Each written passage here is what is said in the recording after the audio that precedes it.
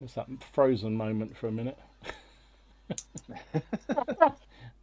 Right, before we start, the simple thing. Can you hear us? Because I've got a new microphone, so I'd really like to know if you can actually hear us. I think they're all going to be stunned because they're looking at you. Yeah. Everyone's looking at you. No one's excited. There's going to be stunned silence. Look at that. What the hell are you wearing? I mean, yeah. You've had half an hour to get used to it. Folks, I can only apologise for the evil dwarf lord. He's just looking like, I don't know quite. Sire. Yeah. Oh, and he's delusional as well. Mine, so. He's delusional as well. Oh dear. Don't listen to mine. Got Peter Little, Culloden Painting Studios, Graham.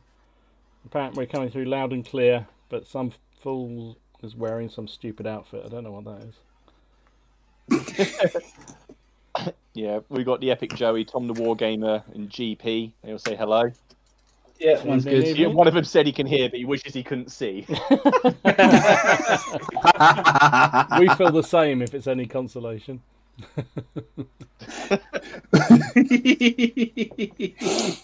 I mean, good evening, everyone on my channel. Jesus. Apparently, I'm all good now. Yeah, I'm good. I've set it up properly for once, first time, which I'm actually amazed at. To be fair, I didn't think it would happen, but yeah. So, good evening and welcome to the Plastic Cracks podcast. I believe it's episode 23. So it's our 23rd week of doing this. My God. Jesus. How was that happened? That's pretty... Do you know what? We're coming up to half a year. Don't tell me. Not far, are we? We are not far of half a year. I suppose that's true. 52 weeks of the year and we've done 23, you reckon? Blimey. Yeah, we're not far off it. We'll have to do a little special episode that week. But yeah, so... Like I say, this week we're going to do it a little bit differently. We're going to ask you guys in the audience to ask us questions about anything wargame related, not including my hoodie. Yeah, please ask about it. Unless you want to know where, unless you want to talk about his hoodie all night, then unless you want to know where to buy one. But yeah, no, but yeah. I will say they do it in every sort of style. So you've got Napoleonics as well. So. And I'm not the only person in the group to have bought one. I'm not going to tell you who else has bought one, but I'm sure they'll be wearing it on one of the streams coming up. So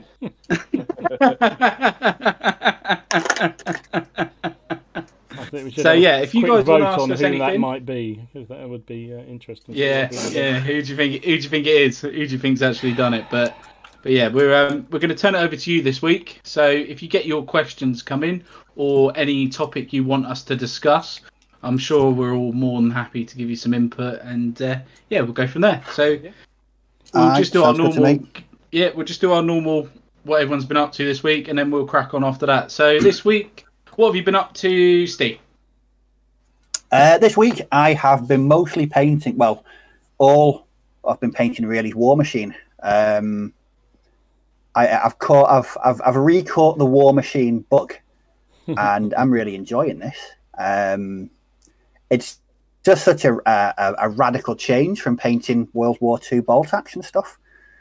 It's been rather good. It's been quite interesting. Oh no, I did do some bolt action painting. I painted one of those 3D printed tanks that I got. No, French. So that was my first ever 3D print I've ever worked on or painted, and it was really, really enjoyable. So I've got they were given to me as a present by my regular gaming opponent. They're three really small, zippy, zoomy French recon tanks from early war. Yeah, and I rather enjoyed them. They were quite interesting to work on. Some great sculpts though. They were really good. But no, for the most part though, War Machine is my current painting focus. So fantastic. Two questions on that, Steve. Explain War Machine. Explain what War Machine is and what it's about, because I don't know it at all. So it's Martin may have to help me out on this because I may struggle. War Machine is essentially imagine if you The setting. So it's a sort of dystopian steampunk world. It's called the Iron Kingdoms, and so you have factions. So you've got I run Cricks, which are like undead, zombies, undead pirates. You've got Kador, which are sort of like Russians. They're quite technologically advanced. Their warjacks are huge, great big, colossus or colossi. Signar are sort of the, I don't know, Martin, would you say Signar are the good guys? They're the most corrupt, but yeah, they're all about range and lightning and stuff like that. Yeah.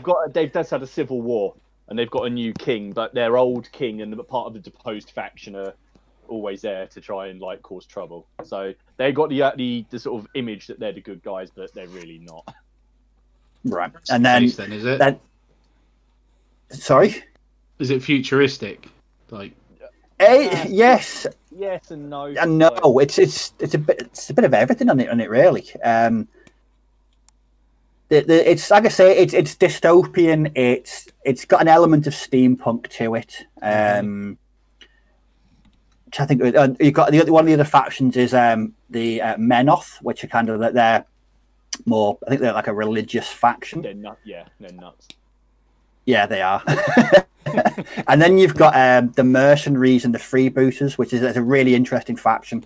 So they're not aligned to any kind of faction or entity. They're just sort of mercenaries for hire. But the actual gameplay, the aim is to inflict violence upon your opponent as quickly and as brutally as you can. that pretty much sums it up. What's the tagline in the book? I can't remember. Play like you've got a pair. Yeah. Play like you got a pair.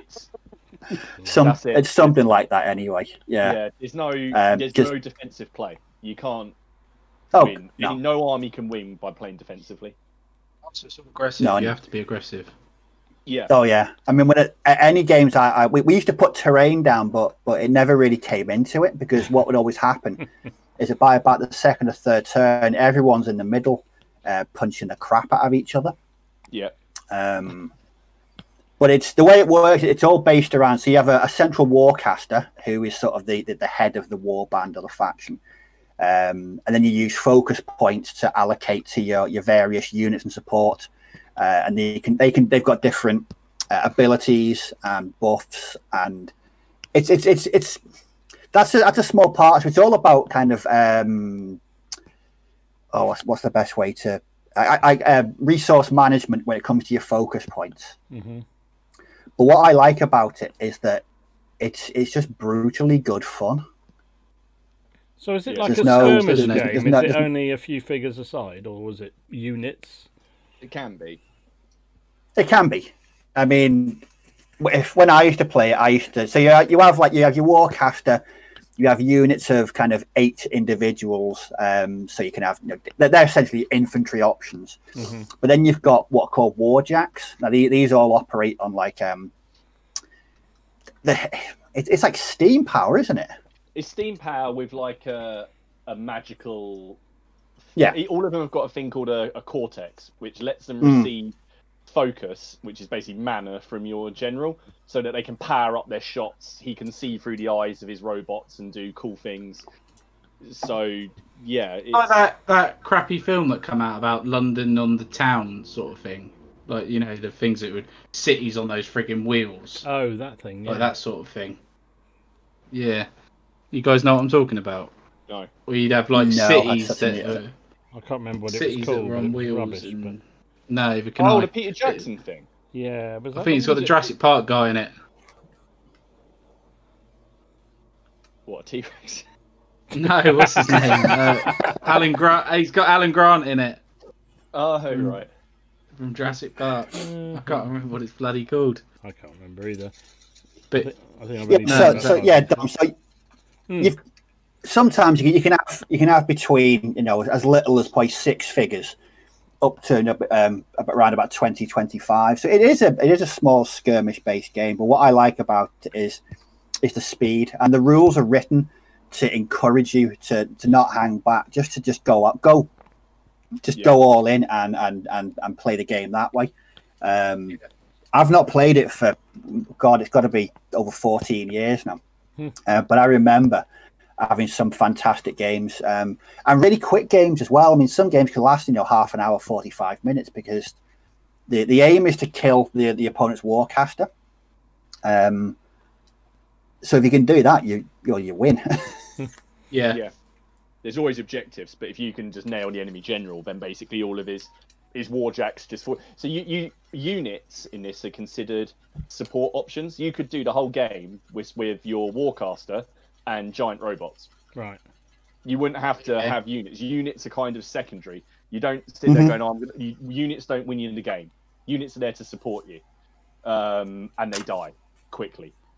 So very. But it's got a sister game called Hordes, which is a much more fantasy element, but it's set in the same world, so you can play War Machine against Hordes and Hordes against War Machine. Right. And that works with, instead of giant robots, they've got massive feral beasts that basically pummel the crap out of things as well.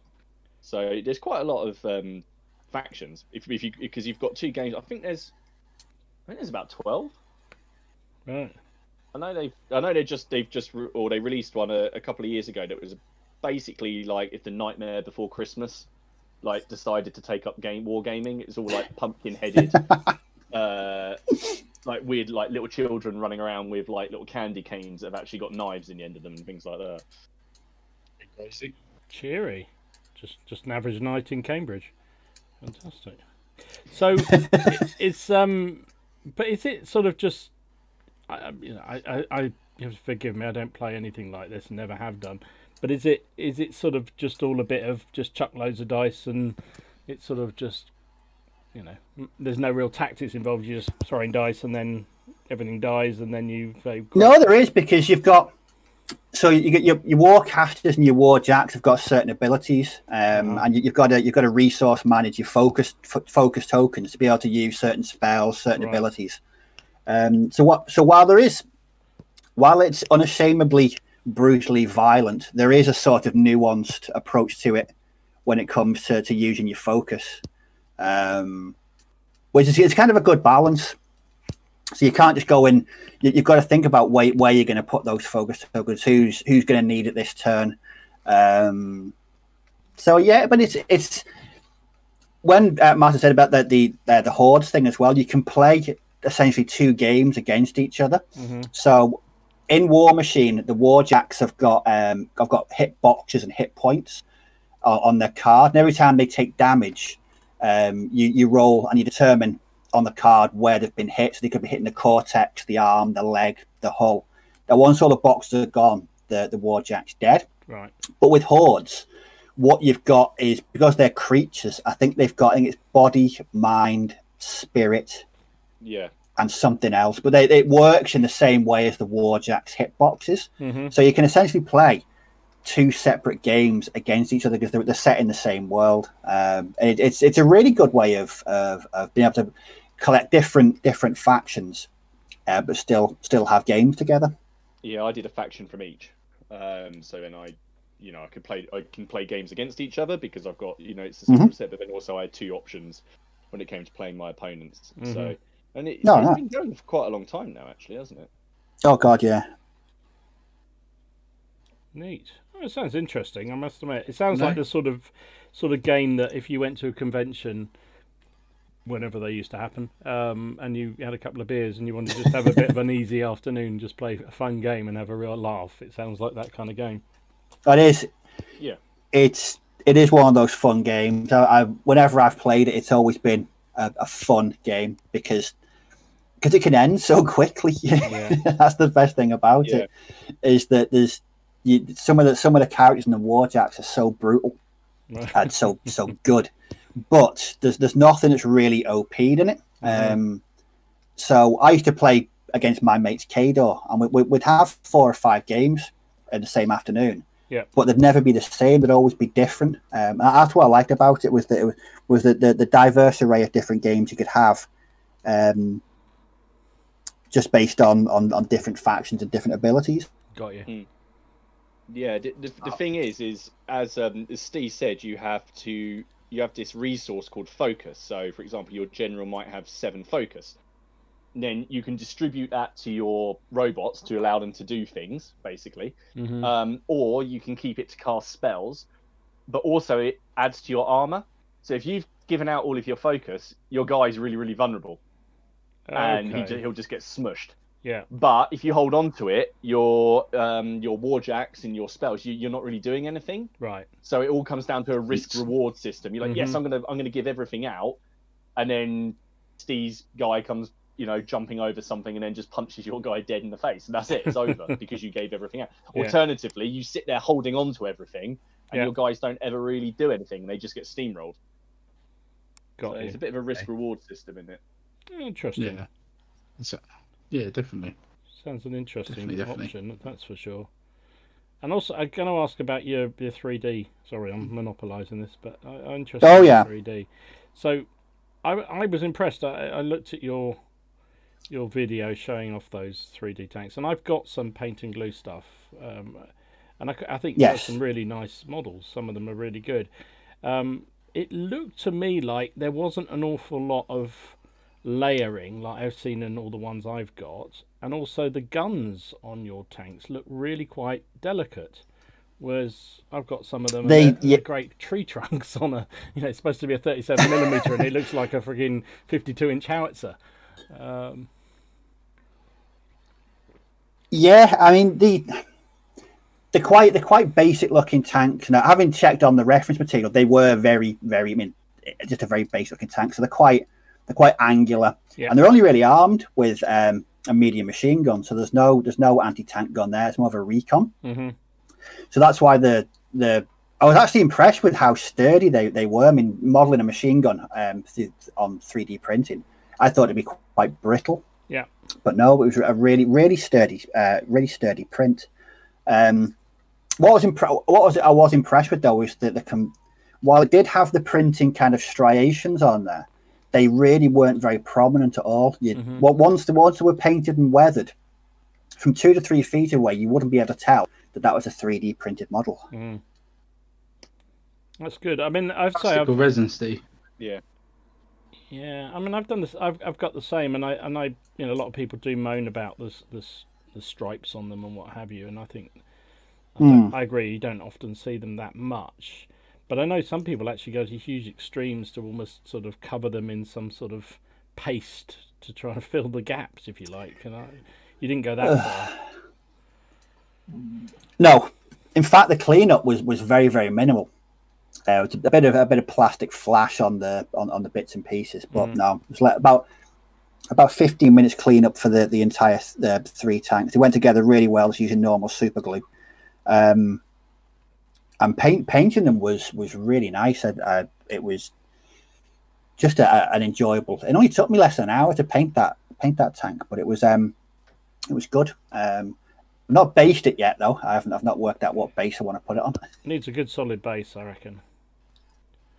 Yeah, it does. This is a resin printed gun that I've done for my half tracks. Anti-tank gun wise. If I show you 3D printed in resin, if you can see it. Not terribly clear. Let's try and get that bit. Oh, aye. No, but you can't really see the layer lines on it. I think resin's probably a bit more renowned for it, isn't it? It's the filament one, isn't it, that tends to leave more. Is it the filament one? I can't remember. It's that one rather than the resin, which filament, doesn't leave much at all, which is far better, but therefore a lot more expensive, isn't it? Yeah, the resin is more expensive, definitely, but the plastic one's good for terrain. Yeah, very good for like terrainy bits. You've got a 3D printer, Ken. Do you use it at all? Have you used it much? I haven't used it. I haven't used it in ages. I've got too much stuff. That's the problem. You get a 3D printer with all the good intentions, but you've got too much stuff to get on with anyway. So you're just printing stuff out for the sake of printing it out, and it just sits there. So I'm not printing anything until I need it, sort of thing, or any ideas come along. I'm gonna, because I bought that ACW stuff, haven't I? So the 6mm ACW army. I'm going to print out 6mm scale buildings for the terrain in resin. That's a really good idea, that, because 6mm terrain, I've seen it. It seems to be very, very overpriced from what I've seen. Yeah. I think if you could print it yourself, you're on to an absolute winner with that. Yeah, so I'm going to do that. But the good thing as well about 3D digital software is I could find something that's 28mm scaled, and I can just go into the 3D editor and just use a button to scale it down to 6mm size. So you get the That's really good. So it's pretty much anything. So if you find a model or something, you can scale it to whatever size you want. Yep. So like I say, I'm gonna probably end up printing quite a bit of 6mm stuff, like even army wise 6mm. You know, you're not going to be able to tell. No. So if it goes really well and I really enjoy it, because I quite like 6mm, don't I? So if it goes well, I'm going to print out like other bits and bobs, like cannons maybe and stuff. So you don't have to find this. Like I said, you don't have to find the 6mm STL file. You just find any cannon and then you just scale it down. So you find like they do, like there's like a reference material for different scales, so you can put it. Have you ever seen the 3D software, Dom, how it works? Yeah. Yeah, so you get like a 6mm man. You get the cannon that's the 28mm size. You put it next to it, and then you just keep scaling it till it looks right. Yeah. And then when it looks right, you go from there, and you just save that file as 6mm cannon. Yeah. For example. Yeah. So you can do 6mm anything. If you had archers and stuff, you do whatever. So yeah, I'm gonna give it a go. That will be the next time. No, I'm intrigued because I talked about ages ago, didn't I, Ken, with you about whether I should get a 3D printer or not, and then everyone said it's almost like it's its own hobby in its own right. Just sort of getting used to using it. It is. It's just. It is. You need a mate to go and get one. That's the best way. Yeah, I think that's exactly it, don't you? Yeah, you need somebody else. Hi, Ken. Hey, in all fairness, while I'm not using it, in all fairness, Dom, I could bring it up and you could buy some resin and you could use it and give it a go if you want to try it. Yeah, that's a thought. You know what I mean? The any cubic resin's only like 25 quid for a 250mm, and if you're only printing some, I don't know, 6mm, 15mm stuff, you fill the whole thing out and you do whatever you want. I was thinking more about sending me files down and getting you to do it, but never mind.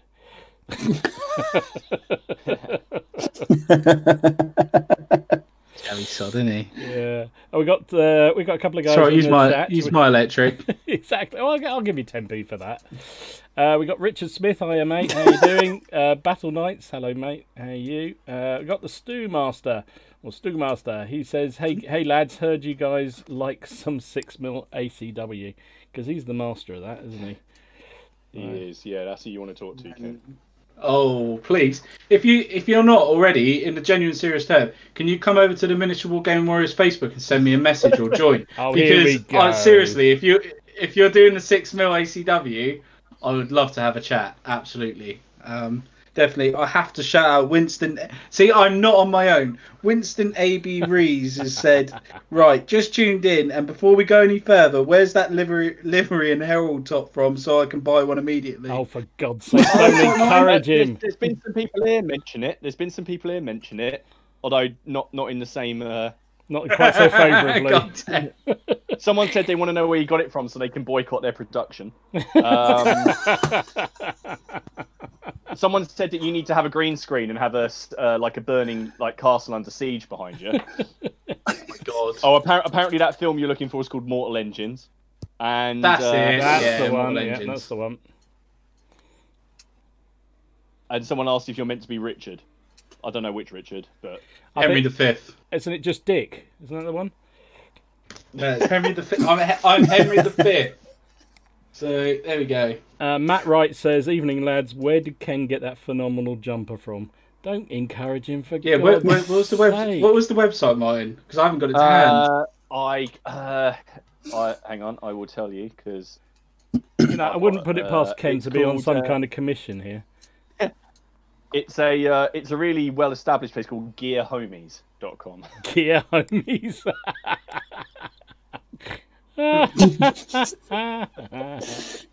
That sounds it's really a reputable dodgy. establishment. Oh dear. Yeah, gearhomies.com. Gear homies. So yes, gearhomies.com. Check it out. We ain't even got an affiliate link. We should have an affiliate link, should we?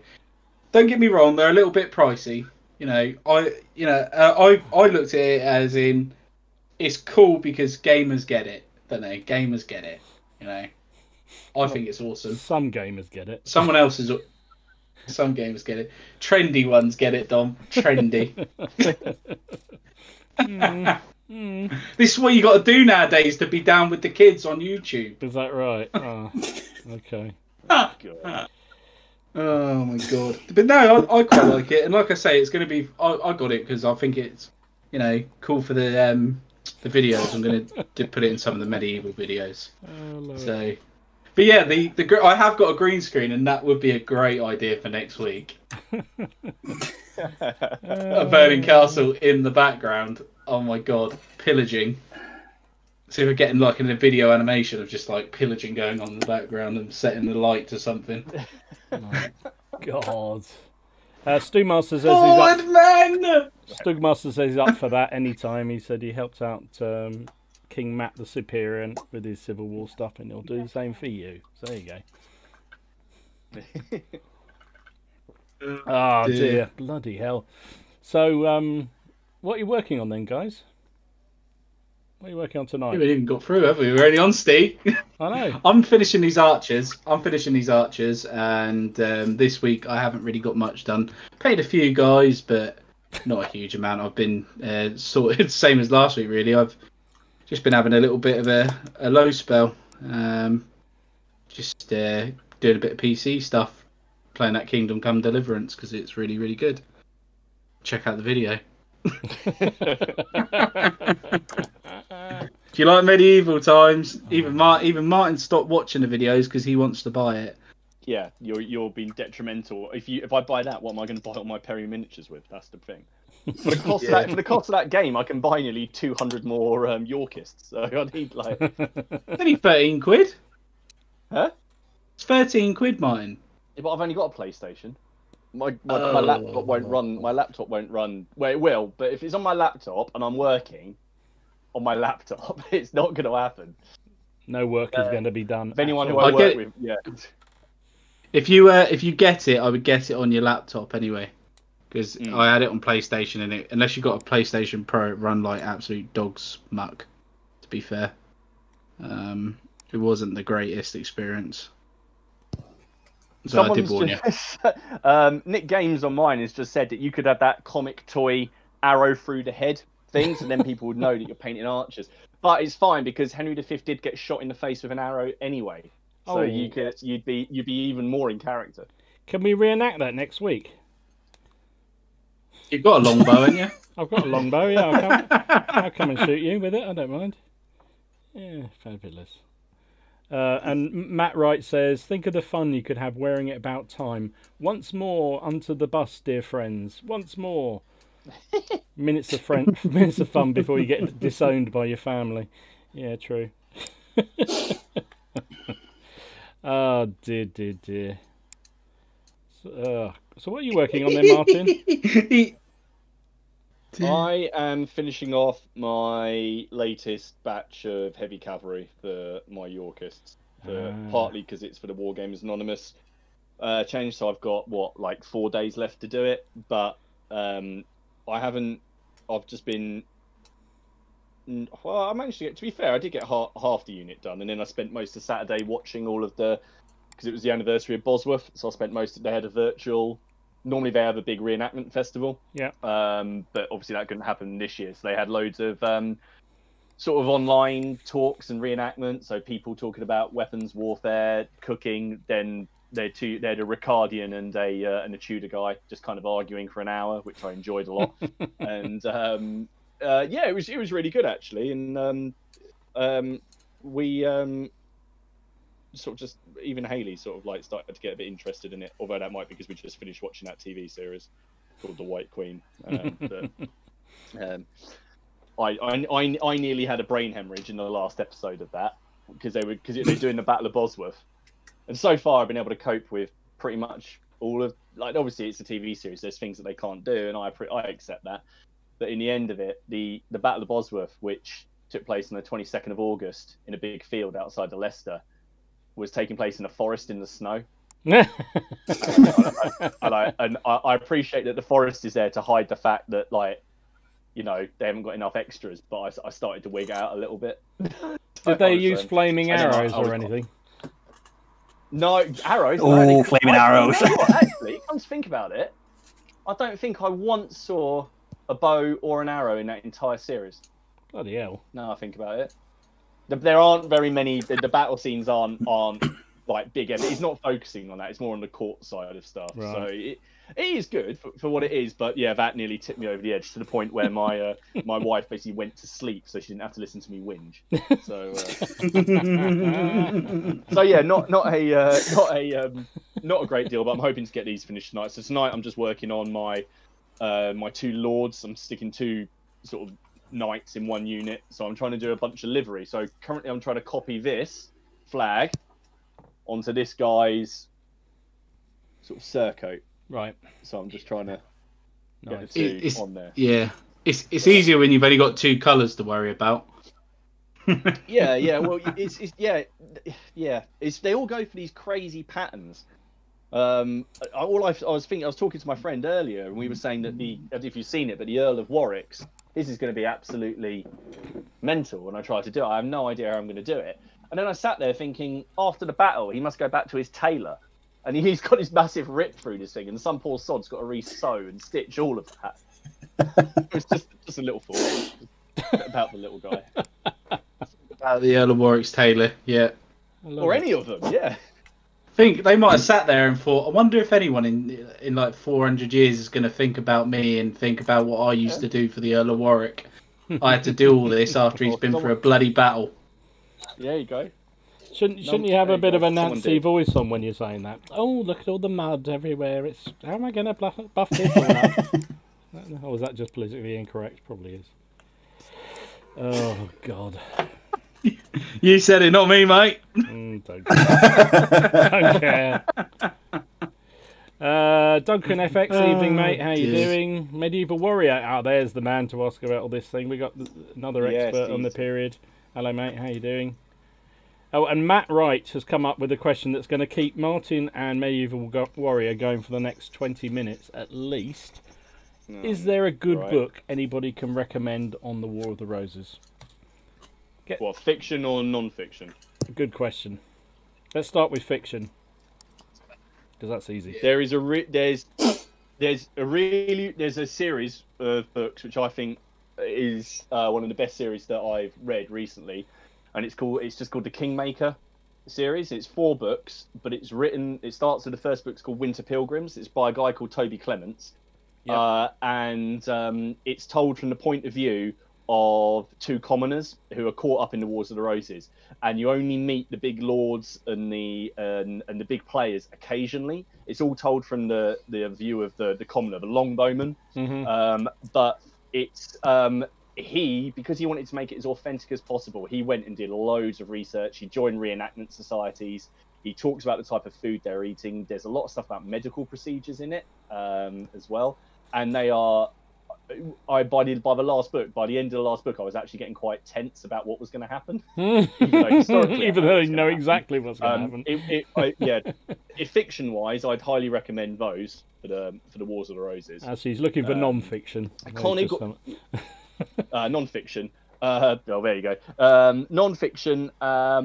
There's a good author at the moment called Matt Lewis. He's done a really good book it's just simply called The Wars of the Roses, but it deals with each of the main people in turn, and it's more like a biography of every single person that's in it, like a brief overview of every single one. Mm-hmm. So that's a really good book, because it's really hard to find. His other books aren't quite so impartial, because he's definitely in favour of the Yorkists and Richard and Edward. But that is a really, really good book. I've got that, and I use that when I'm doing little bits of research for the Wars of the Roses. Then there's the Osprey books. They're always really good if you're doing stuff from the military point of view. They're always really good. I was trying to think what others. The guy who produces the flags I use, Freezy Water, Vexalia.com, he produces these amazing. He's only actually going for another 6 months and he's closing down. I can't get it, but he basically produces these A5 books, and they're on all the different battles. 1 second, I've got one. The Warrior approves of my hoodie. So he's meticulously researched these, and these are a bit like the things you used to get when you went to all these, yeah, I he's love all those meticulously things. researched them all. Brilliant. They've got a complete list. Yeah. And the maps and the battle maps in them are absolutely fantastic. And I'm going to try and pick up all of them if I can. I mean, look at that. It's a hand-drawn sort of map of the Battle of Wakefield. It's just awesome. Fantastic. So and I think they're about £8 each, which, for someone who's producing them himself, I'm more than happy to pay. So yeah, definitely check out his if you type in Freezy Water Flags into Google, you'll get to the website. But he's done whole big studies on the livery and everything like that. So there's a few. Excellent. Good choices. Really good. Fantastic. Oh, blimey. Oh, wow. Oh, see, I've got to get better at looking at this. Yeah. Sorry. He says thanks very much. It's hard. He says thanks very much. So you've got... Oh, sorry. So you've got the Epic Joey, says hello. Tom the Wargamer, GP. The Miniature Painter's here, Justin. Oh, No, that's not Justin. Yeah, Justin. Yes, that is Justin. Yes, hello. Sorry, Hi, mate. How you doing? Nick Games, already said hi. Medieval Warrior, there we go. Boney's Miniatures, hello. I don't think I've seen you before. Ewan and Aaron Lowe. And there's just a lot of discussion about your hoodie. There's a lot of discussion about this. You need to be making a speech, and then finishing with "This is England." So, do you know, I think you should... Can we run a poll or something somehow about, whether people are in favour or against, or just, have turned off already? That'd be Miniature good. Wargaming Warriors Facebook. Oh, Boney's Miniatures is Riminator. Hello, sorry, that's off the Discord server. Sorry. Ah, right, yes. Different name. Yeah. And Bill Roy. Hello. Sorry, there we go. I've caught up. And Liam. Hello, Cambridge Liam. Hello. Cambridge Sorry. Liam. He'll kill me now when I think. Well, And Joy of Wargaming's just joined as well. Liam. Hello, mate. How you doing? So, I have to say, this week I have been completely hooked on everything to do with... Do you know, I've never really got into doing really serious research into stuff. And this bloody Confederacy of the Rhine period that I've decided to do has really got me hooked. I always used to do, a little bit of research and a bit of Googling and a bit of checking around and what have you. But it's like I've just got completely caught up in it. So much so I was actually, this weekend, well, when I wasn't out doing things, I was sort of planning out, all the battalions, I've got a spreadsheet. I'm never do spreadsheets. I don't even do spreadsheets for work, for crying out loud.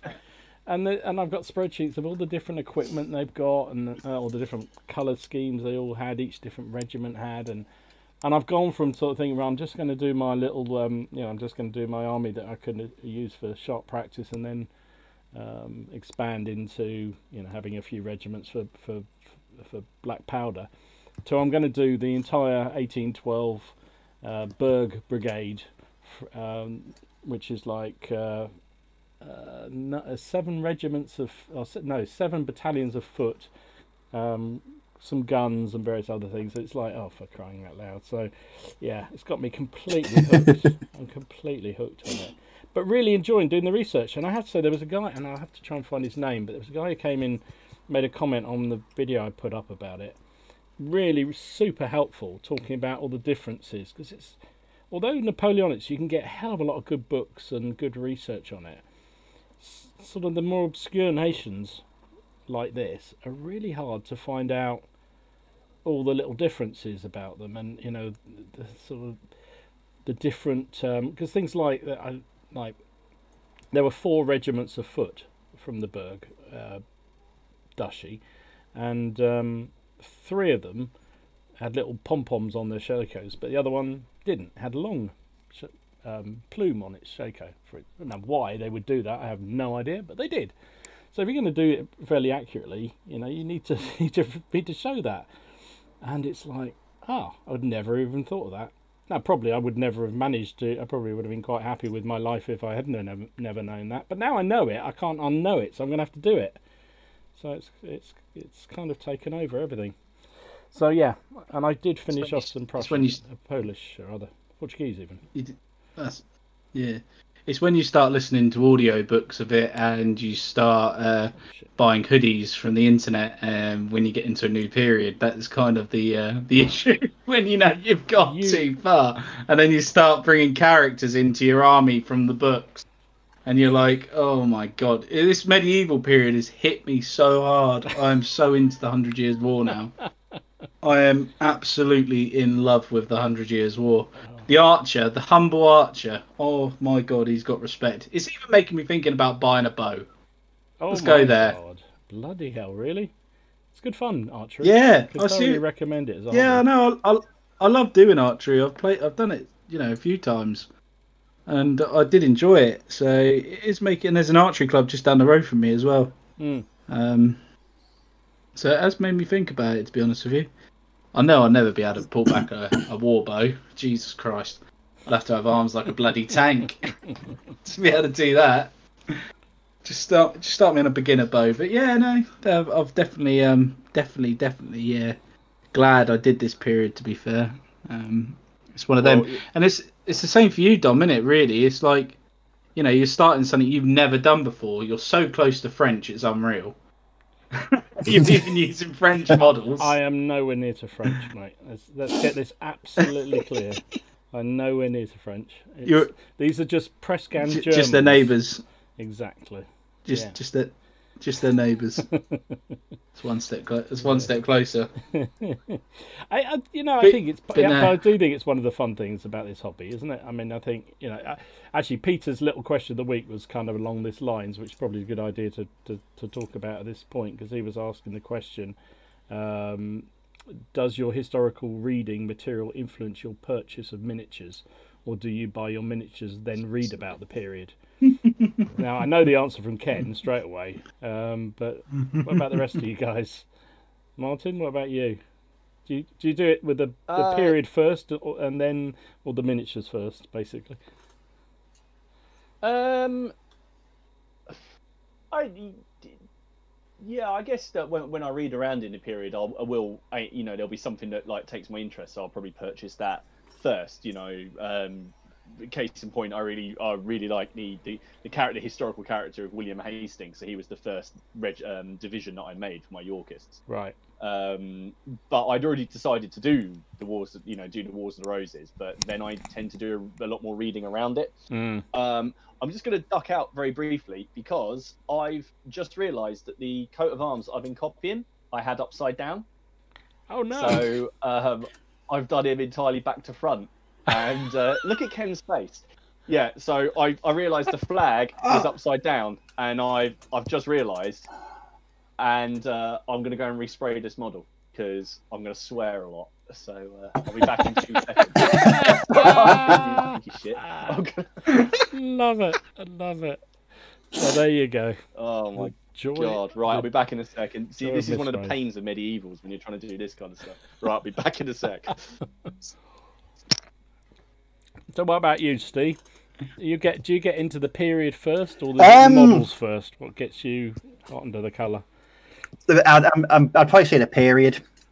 Most of my reading or research is pretty much World War II, and I'll find an obscure unit or a battle. I think, ooh, I like the sound of that. Yeah. But then what I tend to do is really get into it, and I'll look for books, I'll look for videos, I'll look for anything that I can really find. I mean, case in point was a project that I started and I really wanted to carry on, and it was after reading a book about Monte Cassino. And I really wanted to do like a standalone Fallschirmjäger platoon at Monte Cassino. So I'd have a mix of like tropical uniforms, European uniforms, but I could really go over the top with the basing. I could have loads of urban basing, rubble,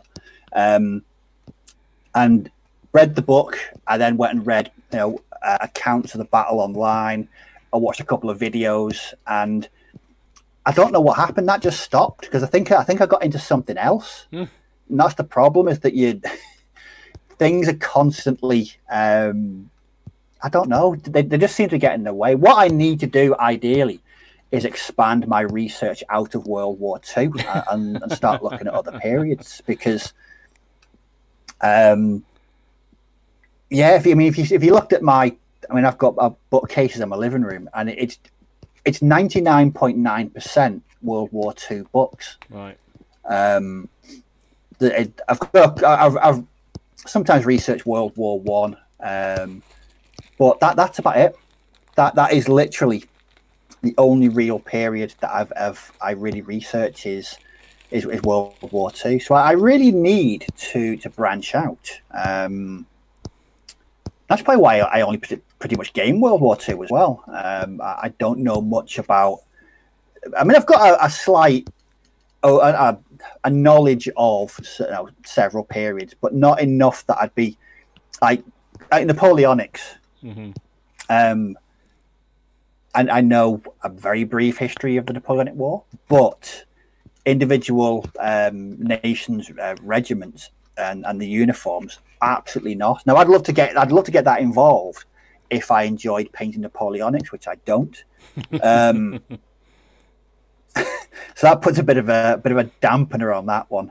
I don't know. I think because I've still got loads of World War II stuff to paint.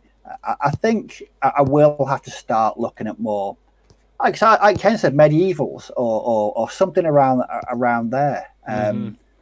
It'd be good to research a new period. But no, for me, to answer the question, I researched the period before purchasing any miniatures. I've just always done that. I'd rather have a background so that when I do start buying things, I know exactly what I want and how it's going to fit into the overall project. Got you. Makes sense. So what about you, Ken? It depends, really. I listen to you lot talk about different periods, and it just whatever picks my fancy at the time. I've got a really bad habit of getting into a period and then changing my mind, like finding something else new, which is really, really annoying. So that's why shiny I've model stuck syndrome. with this. Yeah, so that's why I've stuck with this 100 Years War at the minute. I'm sticking with it. Yeah. Because I want to get this box done. I've got a box of cavalry to do next, which I'm really looking forward to doing, to be honest with you. They're all going to be English.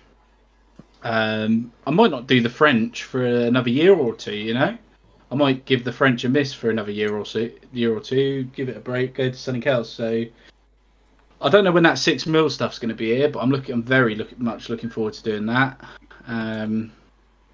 But I definitely will choose the period first, and then I'll do research on it. So it's like me. For me, my best bit of research I do is listen to audiobooks. That Agincourt book, my God, I loved it. Absolutely loved it. And now I love that author. Absolutely love it. And Martin's got me on the Harlequin series as well now. So it's is it Richard III in it? Martin's the king. No, Richard. Who is it? Richard II. Richard II. And then his son is actually the Black Prince, isn't he? But he's not known as the Black Prince. No. The Black Prince was Richard II's dad. So it might be Edward III then. Oh, it's Edward III. Yeah, it's Edward III. Yeah, that's it. It's Edward III, and then the Black Prince is his son. He's only 16 at the start of these books, but you don't know him as the Black Prince, and it's hearing all that, and it's kind of cool because, like you say, it's fiction, but it's like a first-hand experience. And what I find really cool is at the end when the author tells you the reasons and what the research he did. So obviously the guy he made, in the Agincourt book, there actually was an archer called Nicholas Hook in the English army at that time, and you can look him up, which is really cool. So he actually based it on a real person, which I thought was awesome.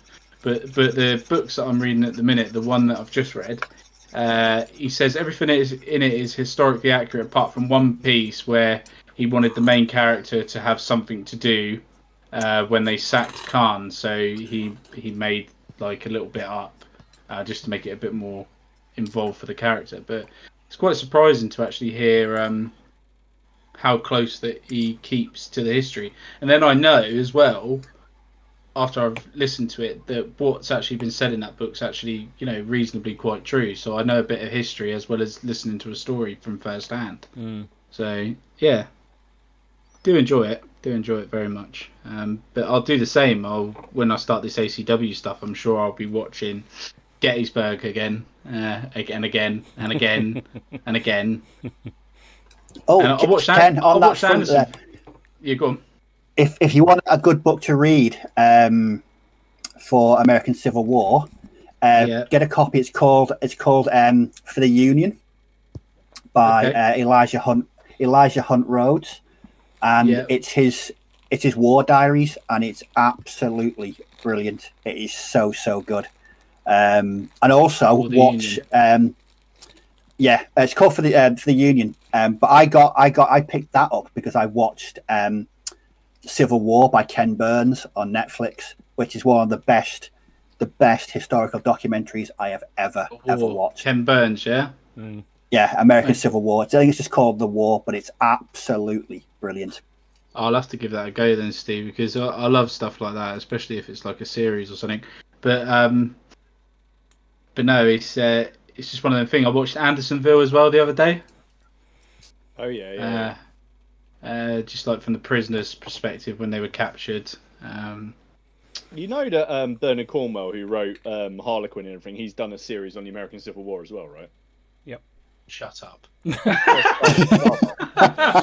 Ken, do yourself a favour, and when you go onto Amazon, look. Just type in Bernard Cornwell. You will like all of them. They are fantastic, every single one of them. Yeah, but it's not good because like I can only listen to one at once. I'll see them all there.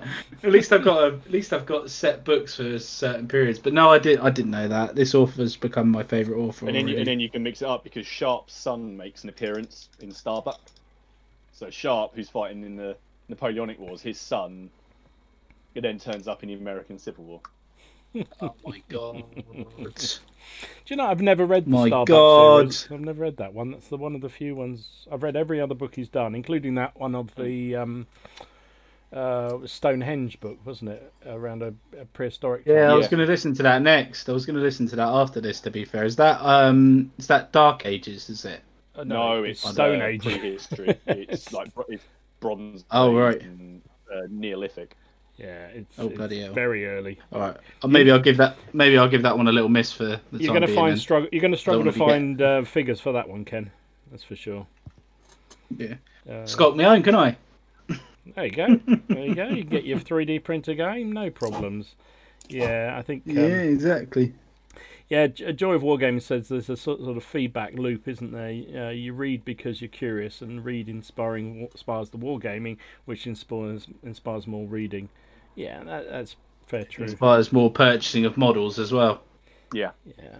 I have a mixed bag. I have to have a bit of a mixed bag because since I was knee high to a fart, I used to read about history and historical periods and what have you. So I kind of know something about most of the periods. So it's sort of, for me, it's a reconfirming, if you like, when I read about things. It's sort of, oh yeah, I've always wanted to know a bit more about that period, and I'll read about it, and I'll wargame because other people I know want to wargame that period more than anything else. I'd love to be in the position of just having figures. I suppose I'm sort of getting there, but figures I just buy and just paint up and collect just because I'm fascinated by them. But everything I buy tends to be to play with, because there's no point for me. I've seen you. No, there's no point having figures. It's just going to say there's no point having figures if you're not going to play with them. In my book, I mean, that's why I paint them, is to play toy soldiers with them.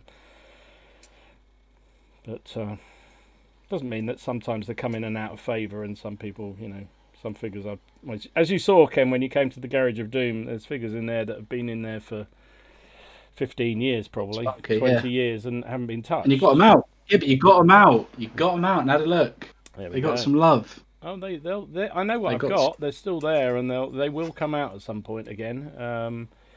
So, you know, no doubt about it. It's just when people want to play that period again, then I'll have a game with them. So, yeah.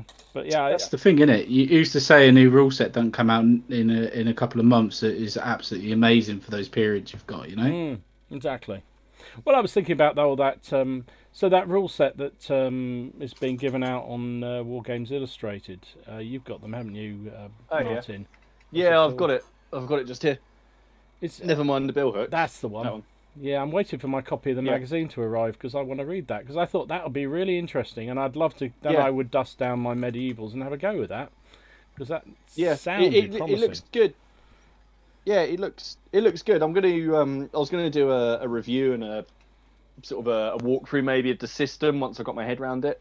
I mean, it doesn't look like massively complicated. From the look, I mean, it's going for, you know, large skirmish sort of style games. I think they're going on the idea of when you just get one lord who didn't like the lord next to him, and they just have a bit of a fight over some land. I mean, although you can scale it up if you want to. No, it looks interesting. It reminds me of the Lardy rules set a little bit. They said it's inspired by them, isn't it? I think they said Lardy rules, and there was another set that they inspired by. I can't remember, but yeah, it was. It looks good. I'm gonna give it a go. I've actually got Wars of the Roses game, the next one in our campaign, not this Saturday, but the Saturday after. So that'll be that's going to be interesting. Looking forward to that, and because my wife and children are out the whole day, I might even try and get 2 games in. Oh. Depends how quickly I lose, to be fair. Yeah. I do like the look of that. I mean, I do think medieval period is fascinating, and it is one of those periods where you can really throw yourself into the colour of the period, as some fool sitting on the screen is showing us right now. But it's... I don't know what. It's George. Oh, he's woken up. Oh God! Give Grandad a bottle of milk, somebody. But yeah, I think it's fascinating. I must admit, I do like the look of those rules anyway. And I'm a bit peeved that I had to contact War Games Illustrated today just to say, "Where's my copy of the magazine?" Not that I want the magazine, I want that rule set. Oh, did you? I've got a subscription. They're supposed to send it. Bloody annoying me. Oh well. Buy from a shop. Oh, a shop? What's that? That's a bit old-fashioned, isn't it? Shops. I'm out and about tomorrow, so I used cash for the first time this week in bloody months. I couldn't. I was a bit confused. It said cash only, and I had to go to the cash point. Do you take cash? What do you mean? Do I take cash? Innit? That's all you get. They look at you weird. What is this thing? Paper. Maybe it's just maybe COVID's a way to phase out paper money. There's a conspiracy theory for you. No, don't even start. Don't start those sort of things. Oh my God, no! You'll get shut down for that one. That's for sure. Jesus. Oh, well. Oh dear. I wish it would end. So I got a question talking about COVID stuff. So, and I also love to know what people in the chat think. So I was watching some of the videos that were coming out over the weekend from is it the UK Games Expo, and obviously that's a huge event. It happens I think it's in London every year, or is it Birmingham? I don't know. Anyway, yeah, I went last year with Virgin Media sponsor. I was there because we got staff stuff with Liam. Oh, cool. There we go. Yeah, it's really good. Good looking show, but they obviously it didn't happen this year, and I can't see any chance of anything happening this year, and I think it's a fair chance nothing much is going to happen in the first half of next year either. So they're all trying to do these virtual shows, which I kind of get, but I was looking at it as it was like 17 quid for a ticket for one day of the virtual show, and I thought that's a lot of money for a virtual show. And what actually do you get? Live stream, innit? Yeah, but you could see a lot. That is on the high side. Yeah. But would you go to a virtual event rather than a physical event and pay money for it? Is that something you'd be into? Given the fact we probably that's the only thing we're going to have next year, or for the next 6 months anyway. I would for free. I do. I work for free. I'd do stuff for shows as well for free. You know, do you know what I mean? I'd do a live stream for a day if people wanted to watch it. You know, it's part of my hobby. It's fun for me. I wouldn't charge anyone for that sort of stuff, especially even if I was doing it at a show. I wouldn't go to a show if they were going to charge people to. Oh my god, my tea's ran out. That's annoying. It's a litres worth as well. But no, I wouldn't. Don't know about you lot. What was it? Sorry, would we go to a virtual? Would we pay for? Would a you virtual pay show? for a virtual? Yeah. You know, or would you even visit, even if it was free? Would you? Nah. Would you do a virtual thing? Well, I don't know. It depends if they were holding anything like where, like, say, if like I don't know, Rick Priestley was talking about something. That would be the Right. only reason I'd really see to bother going and seeing it. You know, I don't. But then I wouldn't pay for it. I'd rather save my money and travel to go and see people and have games. that would I'd rather do that. Yeah. So, you know, I think or spend my money on miniatures that, you know, aren't going to be at the show that are now, you know, haven't got deals on. Although a lot of people did do, like at Salute, you know, they did their Salute deals, didn't they? They did. So you could just, you know, pick up the stuff that they would have had. So I'd rather save my money and support those people. Yeah. No, I agree with I think for me, there'd have to be something super duper phenomenally good that I wanted to see to make me pay that amount of money for a virtual convention. Absolutely. And I can't even think of how good it would have to be. I'd have to need a good couple of hours to think about what awesomeness would need to be there for me to be even remotely interested. Really hyped about a game, don't you, to want to do that? I don't know if it's just the wargaming community, but the video gaming community, that's like seen as normal. Yeah, I would exactly. imagine that is quite a normal thing. And I wondered, that was one of the things that got me wondering about that, was because obviously a lot of the stuff at this show is board games, role playing, D&D kind of stuff, isn't it? It's not so much actual figure gaming or historical gaming as such, but would you, you know, kind of, is that Free just... game for it? Hmm. I've got a free game. You know, there may be. I think they were doing things like or that. if I they think can- you could join like a virtual Yeah. D&D event or something and play D&D, if that's the word. Yeah.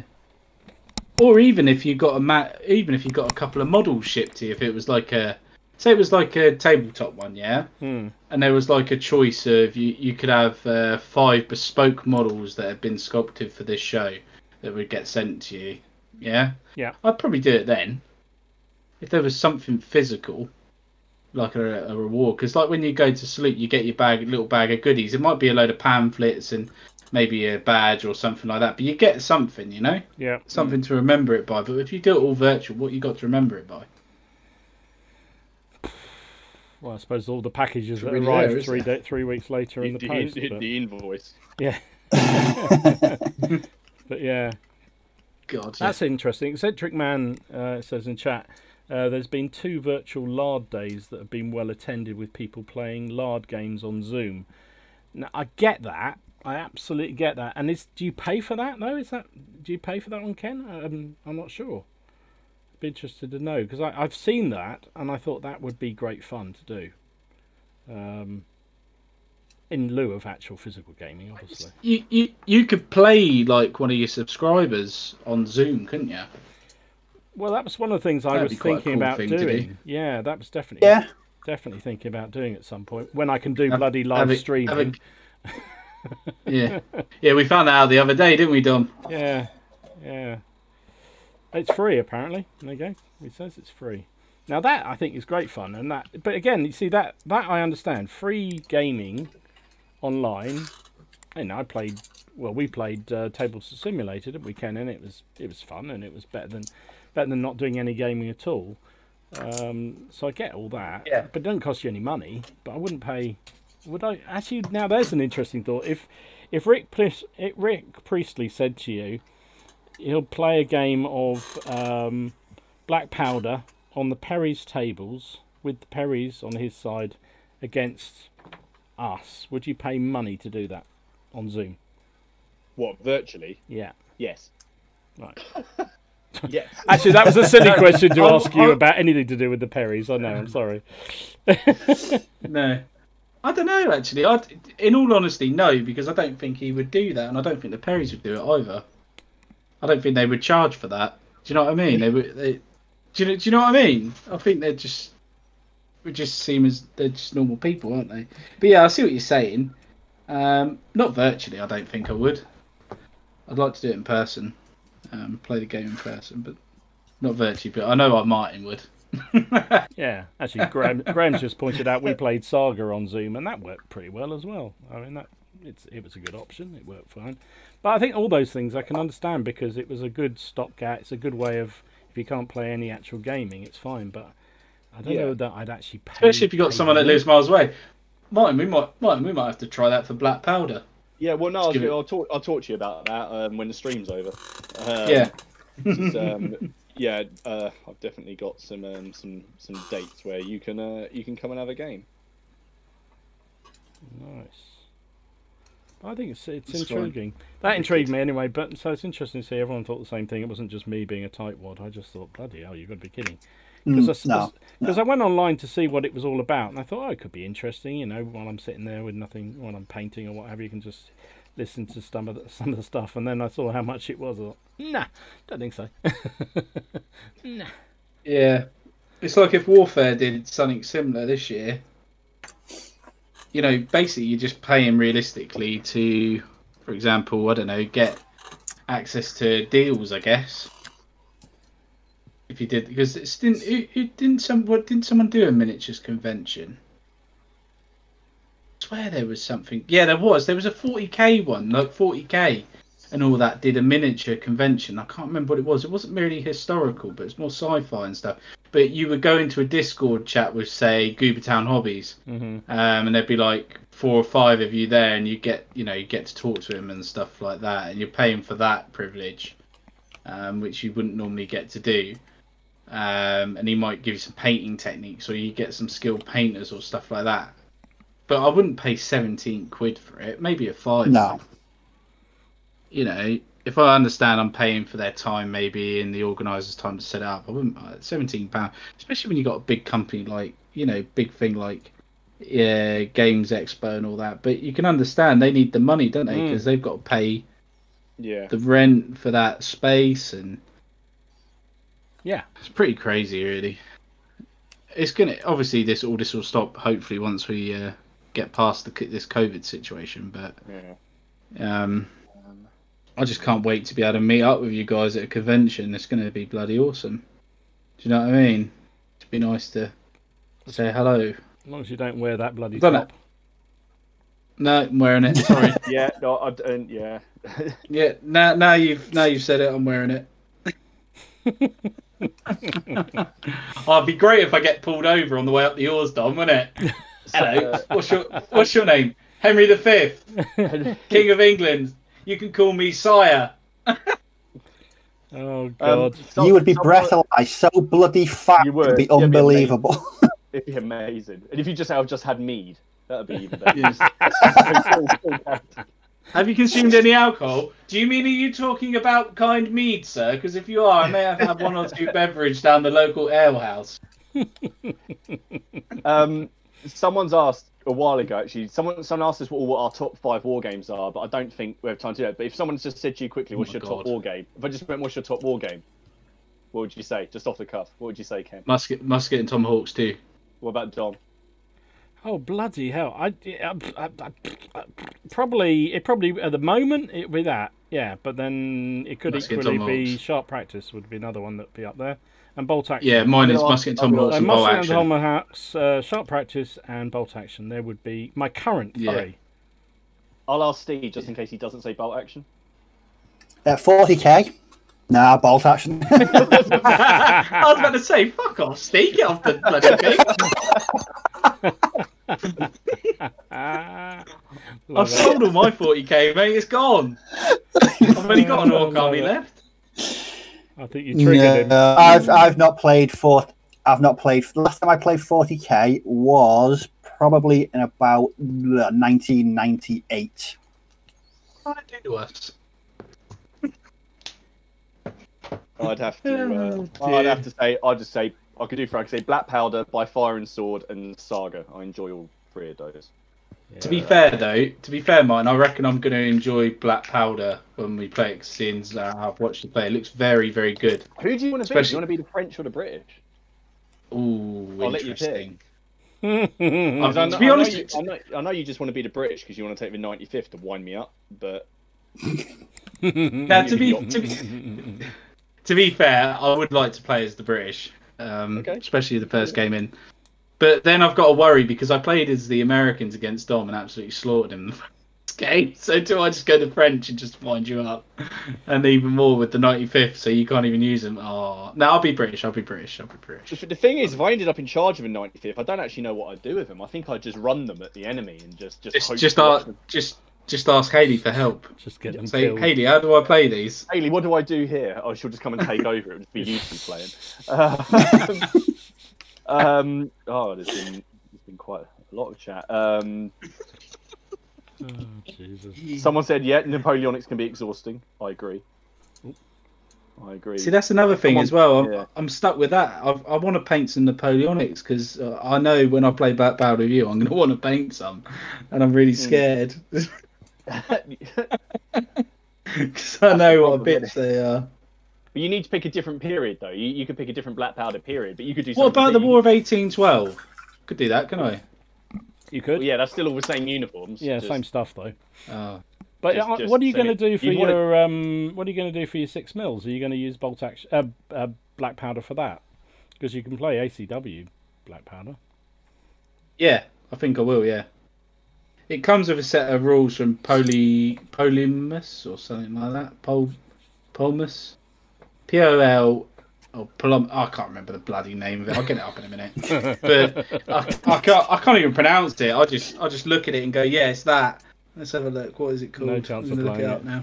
No, and you're quite right. Battle Knights. I'm definitely not going to put the Rebels and Patriots and SBKR in my top 2. You're dead right. The guys in the chat here are having a great chat about who's their favourite Napoleonic nation to play. They've got Prussians, Russians, Austrians. No one has said French.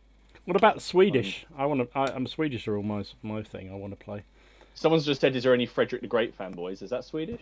No, no. Is that Swedish? That's no, Prussian. I'm lost. Oh no, of course, yeah, of course. You're out of your comfort zone, aren't you, mate? That's your problem. You're out of the medieval. Someone just said, Damjan said he honestly dislikes the Middle Ages. Not much good stuff happened. Only wars, religion, executions, development all but halted. Oh, I don't have. What's not to like about that? Oh, I don't have the. Oh no. I don't know. Good God, don't want to. Eccentric man and you got a couple of seconds while I try and find out this.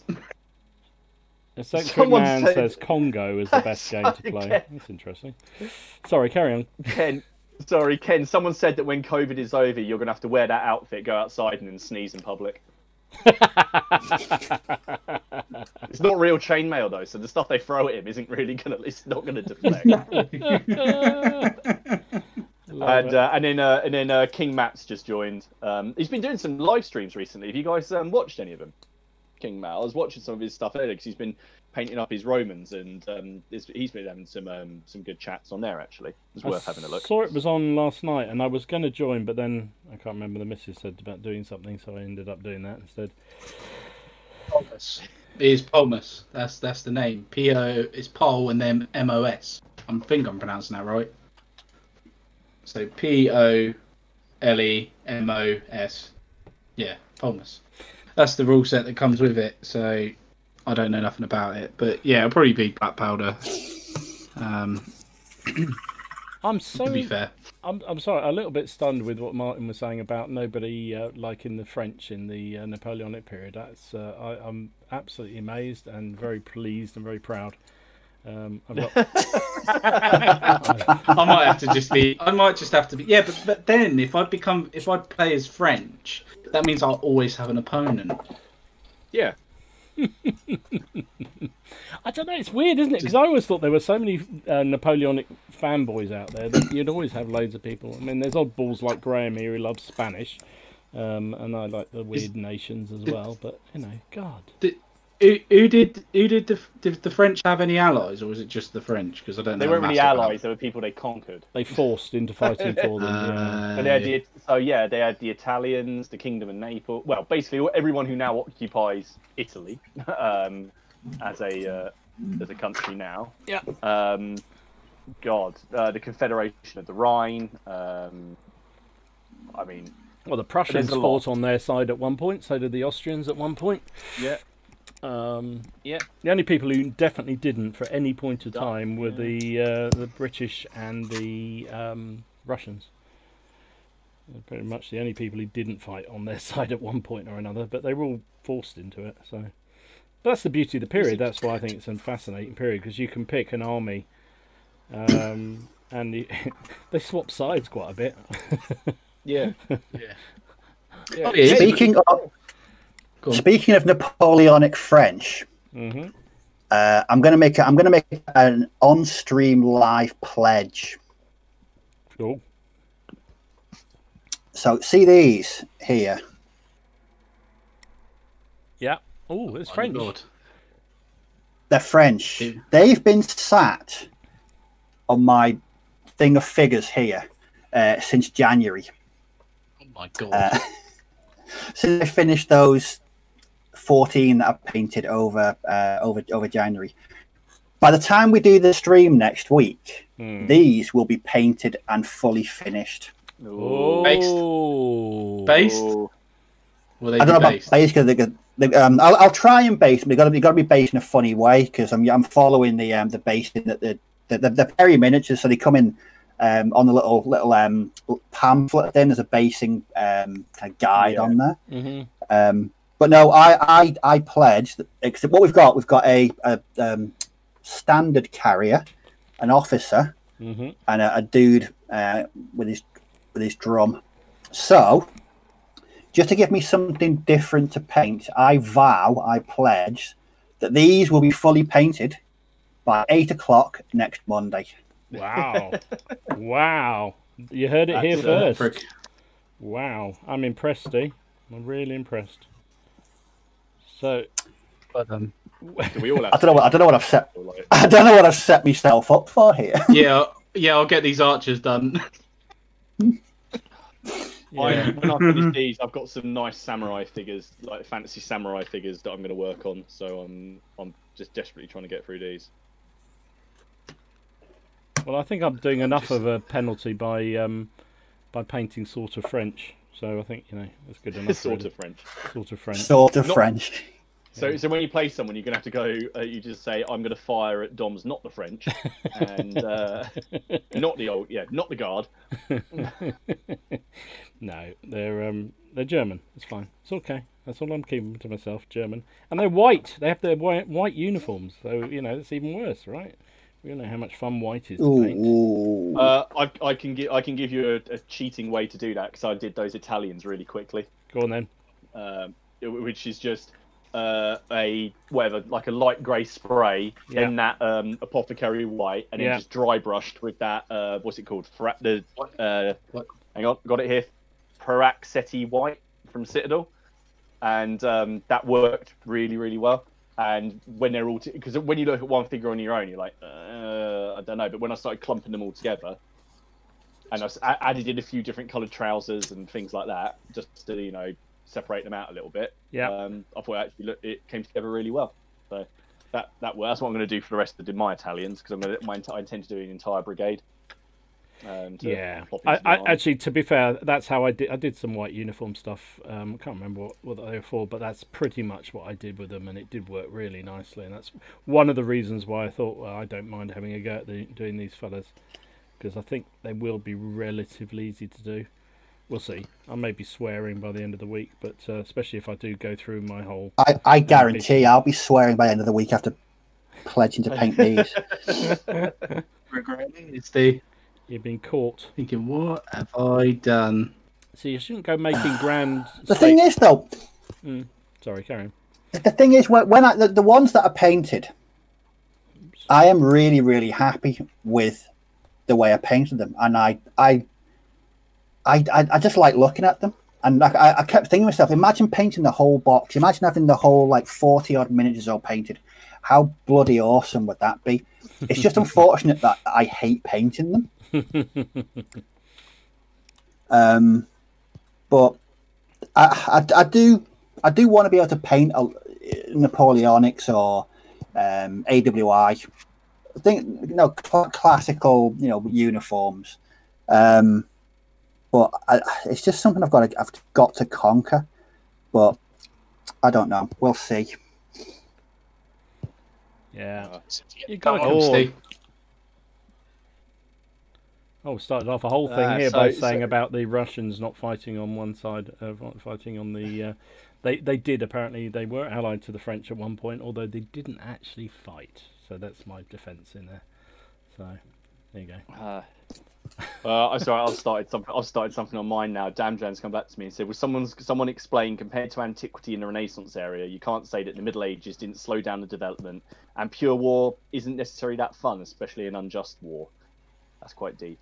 You start sounding he said as well. He's been here for about 3 months, and that's the only time I've said his name, and it was in disappointment. That's not true. I was talking to you about the Dark Ages a few weeks ago. I remember that, and it's not in disappointment. I agree that there is a complete breakdown in advancement and learning. I deal, but I just think it's all just certainly the Wars of the Roses is just a giant family squabble, basically gone wrong. 100-year war ends, and people don't have a massive war to focus on, so they start battling each other. So I think I don't know about you guys, but that side of history, I don't know. I just find people's I find it really interesting, the constant backstabbing and the who was on one side 1 minute and then why did he turn, and then you can trace things through history, so you realize these people that Ken is going to be painting up in the 100 Years' War, and how they then their ancestors acted in the Wars of the Roses, and then how that goes into the Tudor period, and then into the Stuarts, and it just carries on, and you realise again how close all of these eras actually are. Because I always find it quite funny when people say, "Oh, it's a really long time ago." It's 500 years, and it's not really.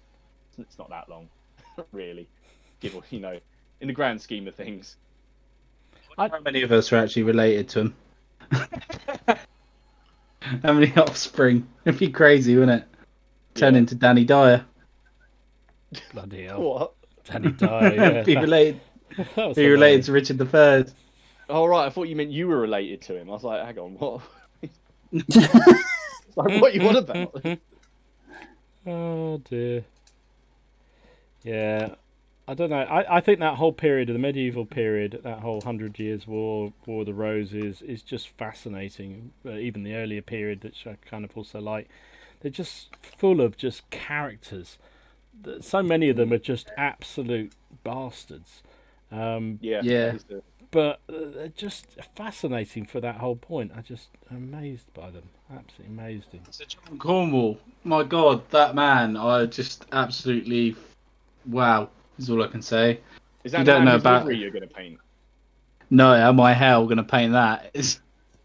If you've seen how hard that is, I was like, what? I'm there you not go. Look, Ste has set himself a goal. Why there you go. Yes. God, mine. Yeah. There we shit. How pissed off would you be if you did that livery and then you looked at it and realised it was upside down, like I just did? If you did that whole thing. Fantastic. To be fair, quite funny. Oh, Jesus. Love it. I've got this on the right way, and look, I've even got a belt on this. He's got a belt. Steve Reese has put on my ear. This is the 6mm guy, Steve Reese. This is who got me in the 6mm. He's put late watching today and shocked by Ken's new pajamas. And he's also put any difference on painting faces. Just done some World War II early Germans in metal, and I hate the job I've done on the faces. Would you just reprime over or strip them off? Mess? Are they complete mess? Do you know what I would do, honestly, Steve? Is I would get a crappy old brush and put some isopropyl alcohol on it, and I would just dab it on the face area just to make it moist. Leave it for about 15 minutes, and then just go over it. Give the brush a wash out and just go over it and just do little circles around the face, so it doesn't touch any of the other paint job. And then what you'll find is it will come off, or it will go really thin, and then you can just put new paint straight over it anyway after it's dried. Because isopropanol is amazing for stripping paint off metals, really is good. But it's paint thinner, so it's just thinner, isn't it? So it's really good for that. So give that a go, mate. Just try pinpointing the area you want to do, because if you've painted too thickly on, it cannot look right if you paint straight over it anyway.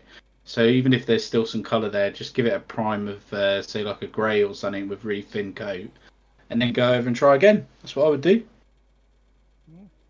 There we go. Good tip. What's everyone's position on painting faces then? If it's these Perrys that are really small, like compared to say Fantasy 28mm, I will do the face. I'm going to attempt the eyes on a couple, but if it doesn't look right because I can't get the technique down, I'll leave the eyes. But normal 28mm from say Games Workshop, I'll paint the eyes now as well. So I've got that down to a T.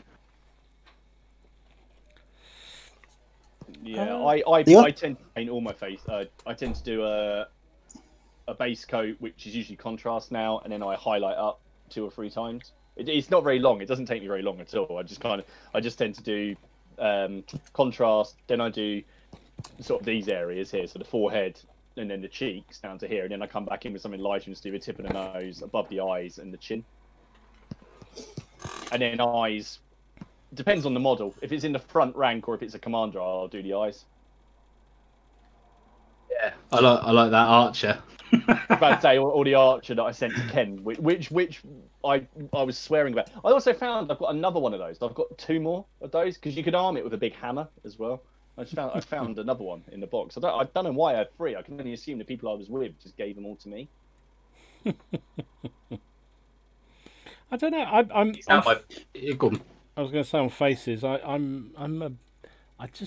don't put a huge amount of extra effort in, but I think you have to do a little bit more, don't you? It's just I never used to do any eyes on my figures at all, mainly because I just got the shakes every time I tried to get that close and that defined. But I've started to do a bit more, and I find that when I do them and then put the washes on, that's sort of so forgiving. It's if I put the wash on after I've done the eyeballs, it sort of helps somehow.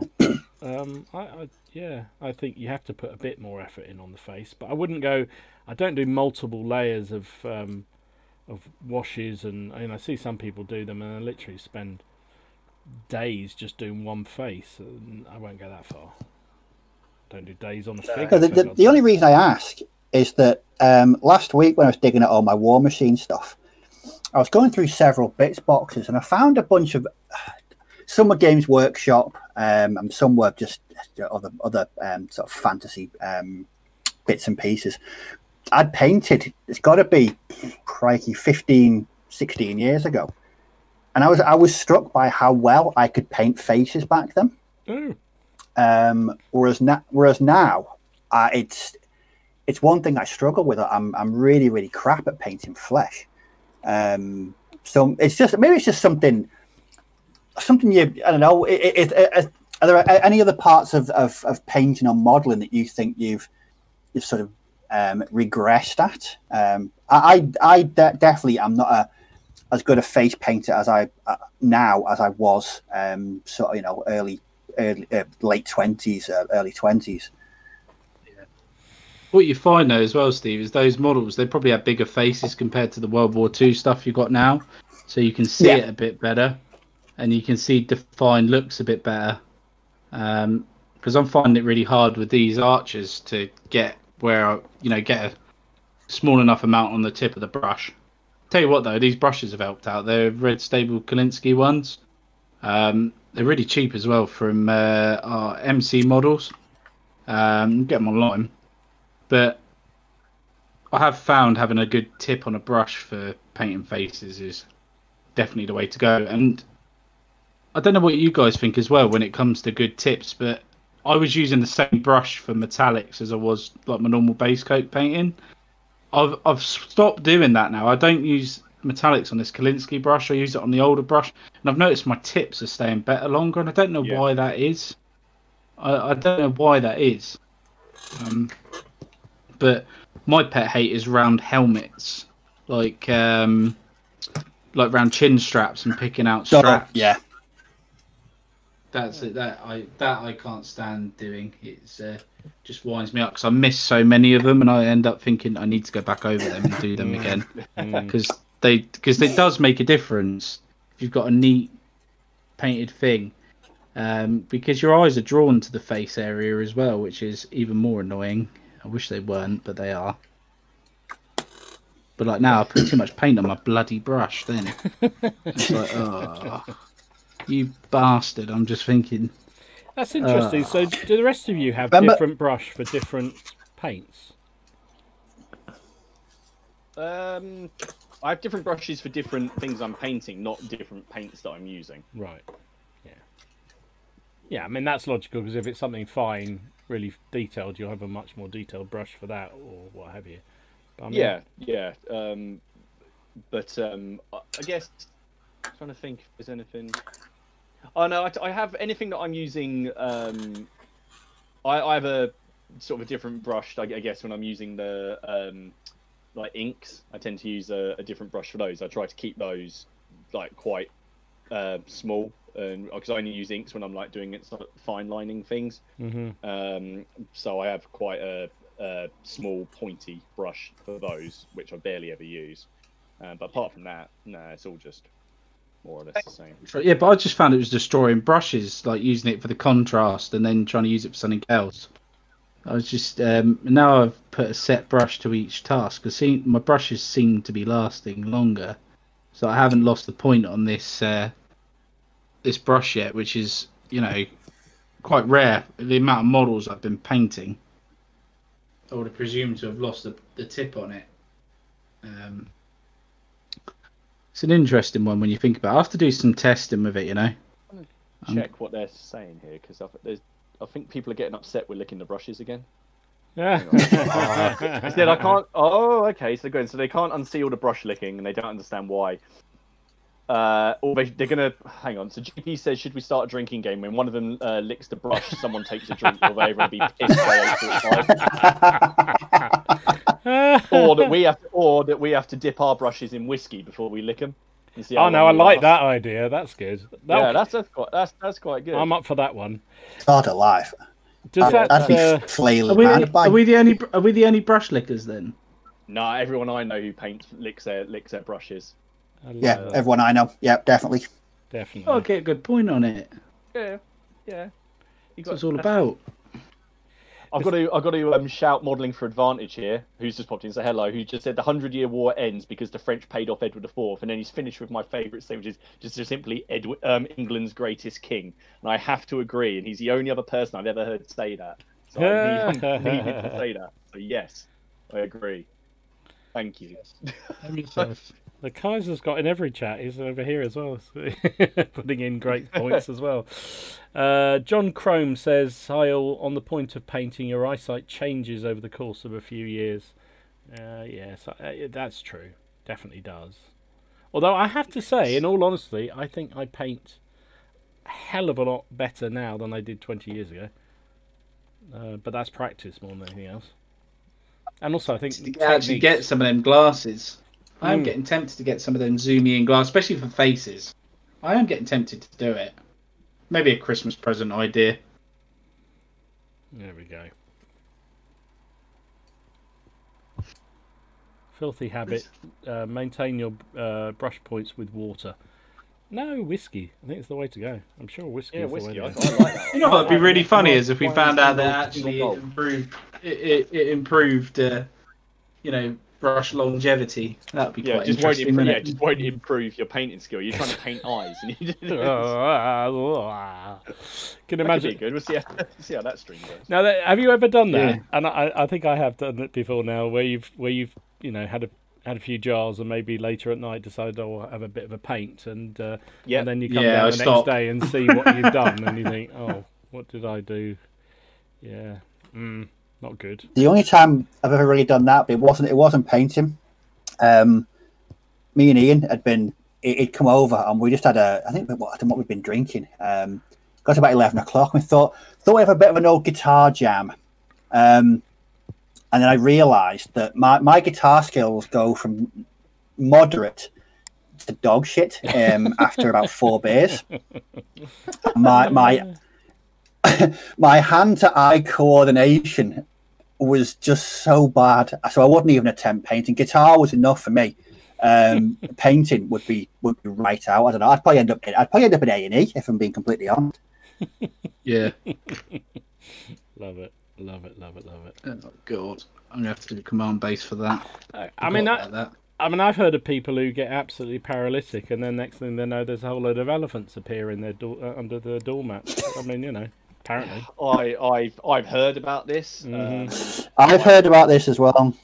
Yeah, and then what's even worse is that said elephants then just disappear. So the 80 quid you spent has just gone God knows where, and you can't find them. That's the next shitter, basically. You can't. Well, you've only got a few weeks until the Saga Hannibal rules come out, and you need them, mate. You better get them painted. I know. I need my elephants.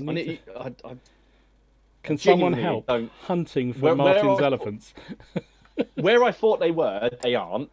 So I don't know. So I mean, I could say maybe it was entirely possible that I got drunk and tidied, but my wife will tell you that doesn't happen. So I don't. I'm gonna have to tear this apart in here and look for them. I'm surprised I didn't find them the other day actually when I was going through stuff. That would have been.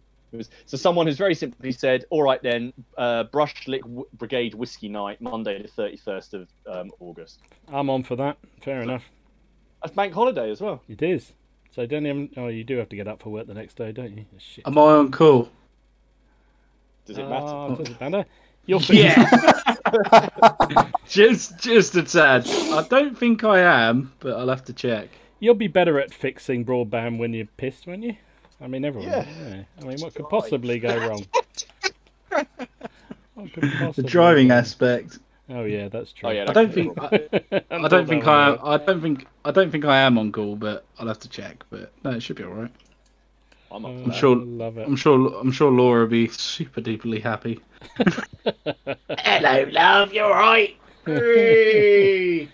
Oh dear God, it's gonna get even more silly. God, you haven't met drunk Ken yet. Oh dear. Oh jeez. Oh Jesus. You think I'm bad? You think I'm bad now? My God. Might lose my channel. Terms and conditions broken. Oh yeah, we're allowed actually. Are we allowed with the old YouTube? We are, aren't we? Yeah, there's videos people getting drunk on YouTube. It's just if you don't do anything too stupid while you're drunk, that's all that matters. Yeah. Or you don't get caught getting stupid. Peter Little said he's already sitting here drinking a single malt while listening and watching. There you go. He's ahead. Good boy. Yeah. Good man. That's what I need. Actually, talking about that, we had another question. Who do we? Oh, Leslie, our mate Leslie, who can't make tonight because he's got more important things to do with his family, which is good. And we should all do things with your family, apart from my family, who I hate. Sorry, did I say that? I haven't even had that much to drink. So he was asking, during the shutdown and everything else, what are the good things that have come out of it all for your hobby? And what are the bad things that have come out of it for the hobby? On personal level. Start with. Go on then, can you start? This Monday night stream is a good thing. Obviously. Mm-hmm. Getting to meet you guys for a start, isn't it? Making new friends and things. It's weird. I've made friends in a sort of isolation period. I've not actually seen anyone, which is even more strange. So that's a good thing to come out of it. Other good thing is discovering new periods and things to actually game.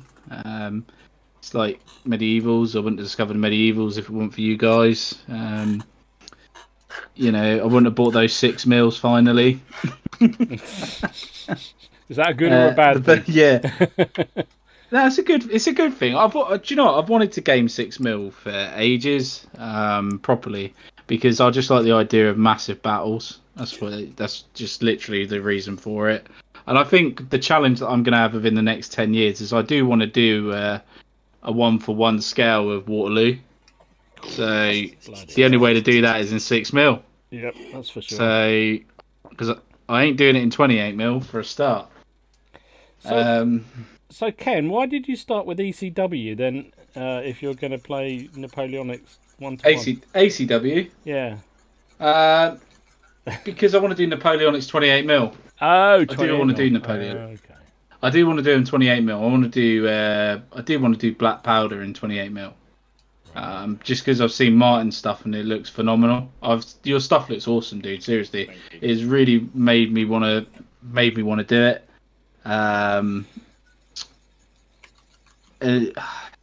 That's the main reason behind it, is just because it would look really cool, and I'm starting to get a bit more creative with basing as well. Instead of just sticking the Luke APS stuff on and just leaving it, I'm starting to put flocks on. When I start doing the bigger basins, I'm going to start adding little bits in, like bits of equipment and stuff like that. Things that I've not done before. So that's the positive. And negative side is spending too much money, because obviously you can spend too much money. But I'm one of these gamers which people don't agree with, that I sell miniatures. So all these models behind me here, all these Games Workshop ones, are all sold. They're getting packed up and going in the post, because I know for a fact that I'm not going to play with them. Yes, I saw a couple of your listings pop up in my Facebook feed, actually. Yeah. it logged that we were friends. Yeah, you don't want to buy an Imperial Knight, do you? I don't even know what you're talking about. What? A knight? I'll show you. Yeah, I'll show you. Look, one of these. That's not a knight. Yeah, it is. That's not a knight. That's a knight.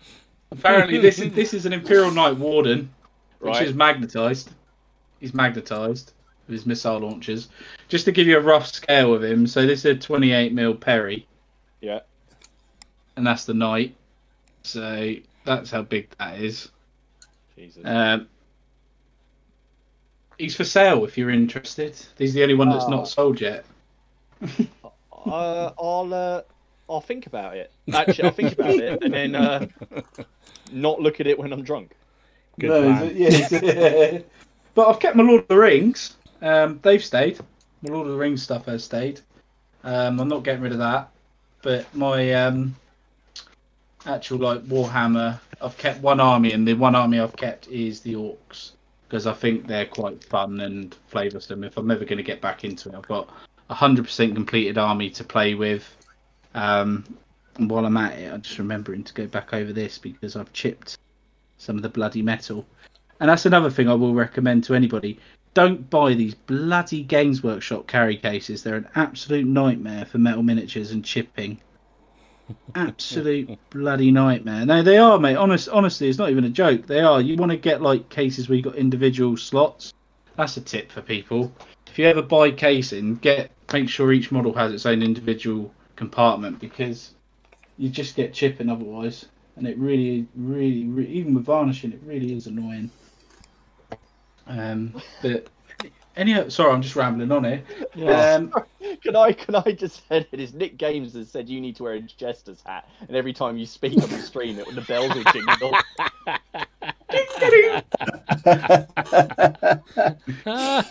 How can I wear it?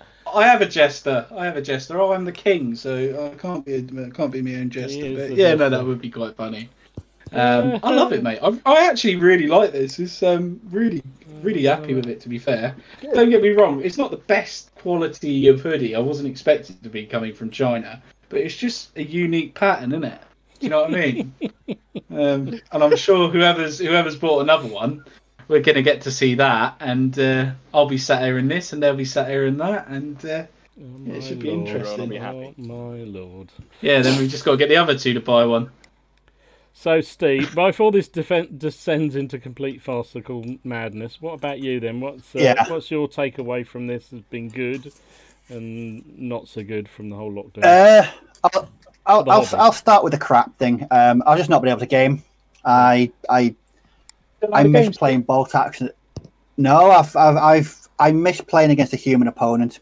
But I was talking to Ian last week, and we are going to try and arrange for something in the coming weeks, depending on how much normality can be returned. We've both sort of got, because he's just become a dad, and he's been a bit careful about that side of things. I've got my better half. I've not seen my better half in 6 months, but again, she's got health issues. She's got diabetes, so she's on the list for the lurgy. But getting away from that, the crap negativity, let's talk about what I've got from the positive side. So much. Meeting you guys for a start. So doing these streams on a Monday, really, really enjoyable. I've a lot more engagement through the channel. The channel, I'd say over the past 6 months, the channel has just taken off really, really, really well over the past six months. Maybe it's a captive audience, I don't know. But it just seems to have, it was plodding along, and then right about March, April, it just took off. So that's another positive that's come out from it. Overall, though, it's been engagement with the community in general, whether it's been through the live stream, through the channel, through various Facebook groups. I think the community engagement and the community sort of solidarity as well. I think everyone's really pulled together over the past 6 months in the community. There's been loads of community videos, community war games video series, lots of collaborations. I think for the whole gaming community, the past 6 months has been one of solidarity, of pulling together and positivity. There we go. Completely agree, mate. Completely agree. What about you, Martin? Good, bad, and ugly. Good, bad, and ugly. There's a man in a Henry V outfit on the screen. One of those. I'll let you decide which one that is. No. Generally, the bad, probably that I've spent money. But to be fair, I haven't really been spending money on other things like going out and doing things. So that money hasn't been spent on other areas. I haven't been spending it on overpriced beer in Cambridge. So spending it on models, to me seems far better. To be honest, it's good again. Meeting you guys have been kind enough to ask me onto the stream and hang out and carrying that on. That's been wicked. All the community builds. I think the first one I took part in was the Beckus Commands one. That was the first one, and then there's been just a real surge in community stuff. Yeah, it's just been, and that's been awesome. And so I sound like I'm just copying all of Steve's, but it's just basically the channel, is sort of taken off. And then one of the big achievements was getting my wife to play a war game for the first time in 14 years.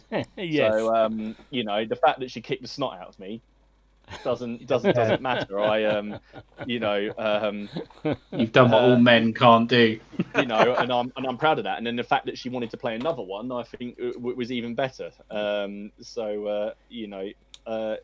That's good. But generally, I'd say I've painted up quite a lot. I think I've probably been more productive in lockdown than I would be otherwise. Yeah.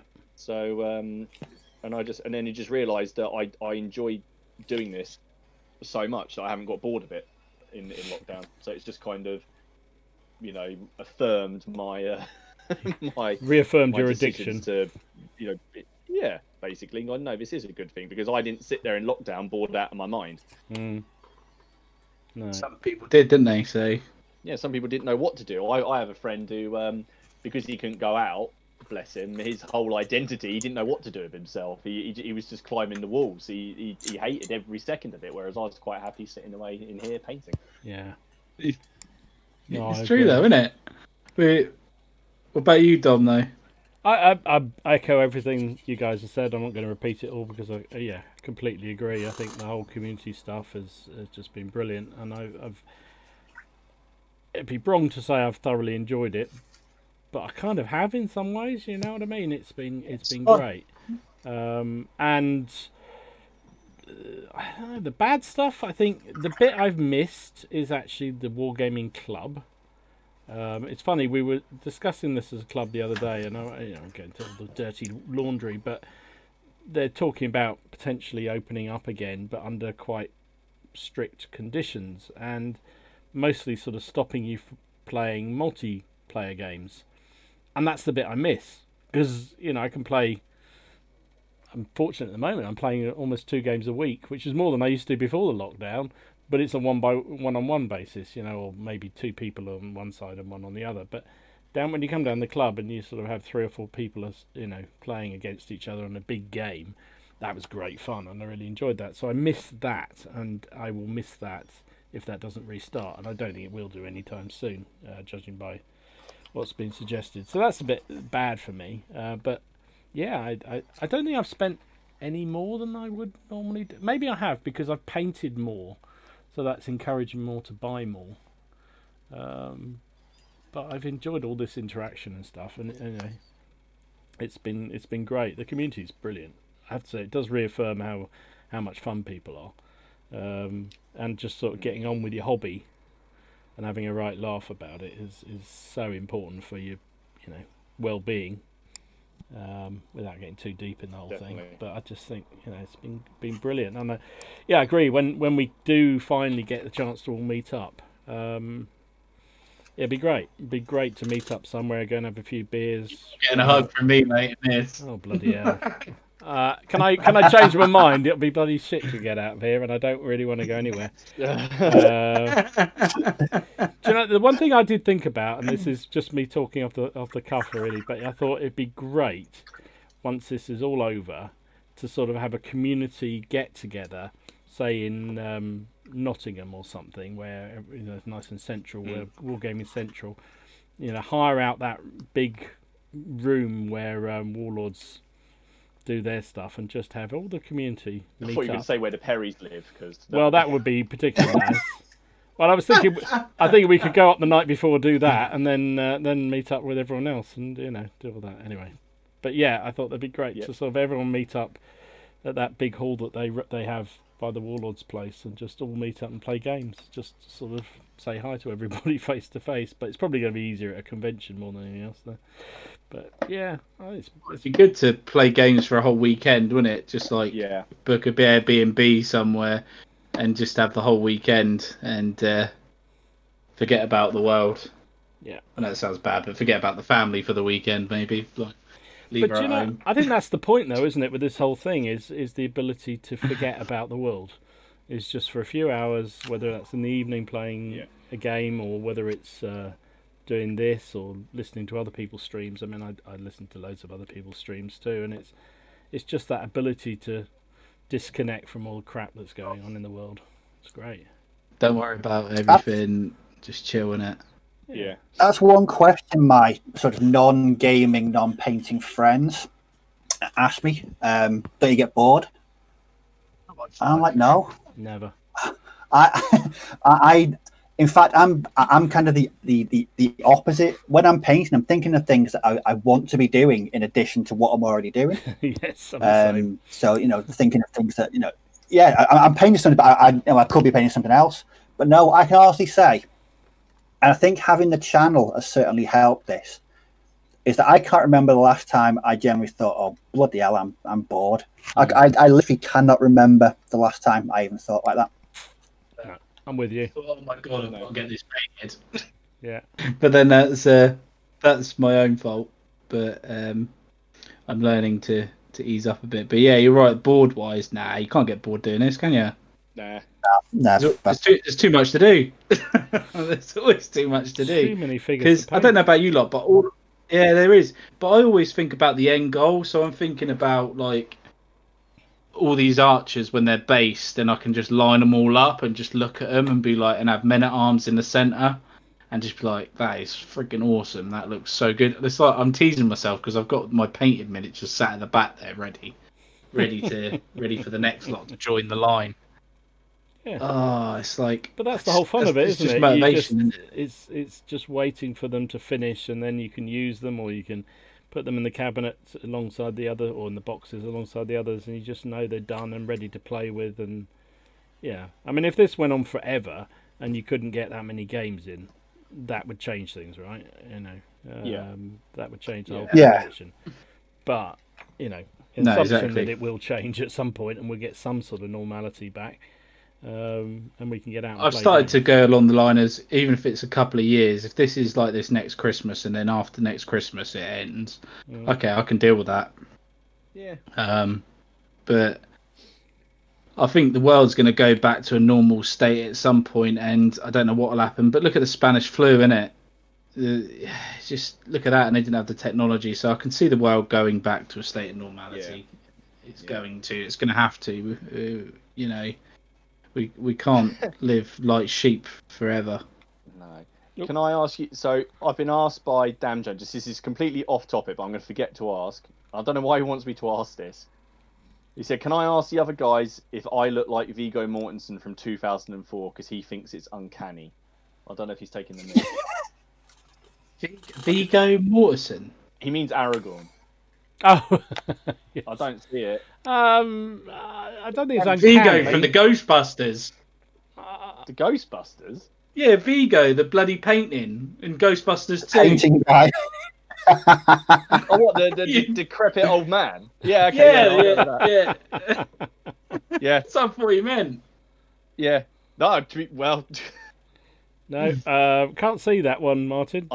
no, I think. Oh, me I can neither. see the hairstyle. I mean the I hair. can see the hairstyle, yeah, but that's it. Yeah. That's just laziness. That's just. Oh, man. Yeah, that's just Just mind saying somebody's yourself, got yeah. long hair. Thank you for the compliment, but I no. Damn, he Someone found out told you me- were a someone- stunt someone- double. Someone told me I look like Tom Pettit the other day. That I didn't. And then Haley said I look like oh god, I can't remember the name of the horrible singer. Not a husband then. Huh? Not a husband. You don't look like a husband. You just look No. like some She random guy. she told me I look like someone else, but like I can't remember who it was. And then I was actually, and then I thought, oh, this might be quite good. And then she told me who it was, and I was actually quite annoyed, and I can't remember.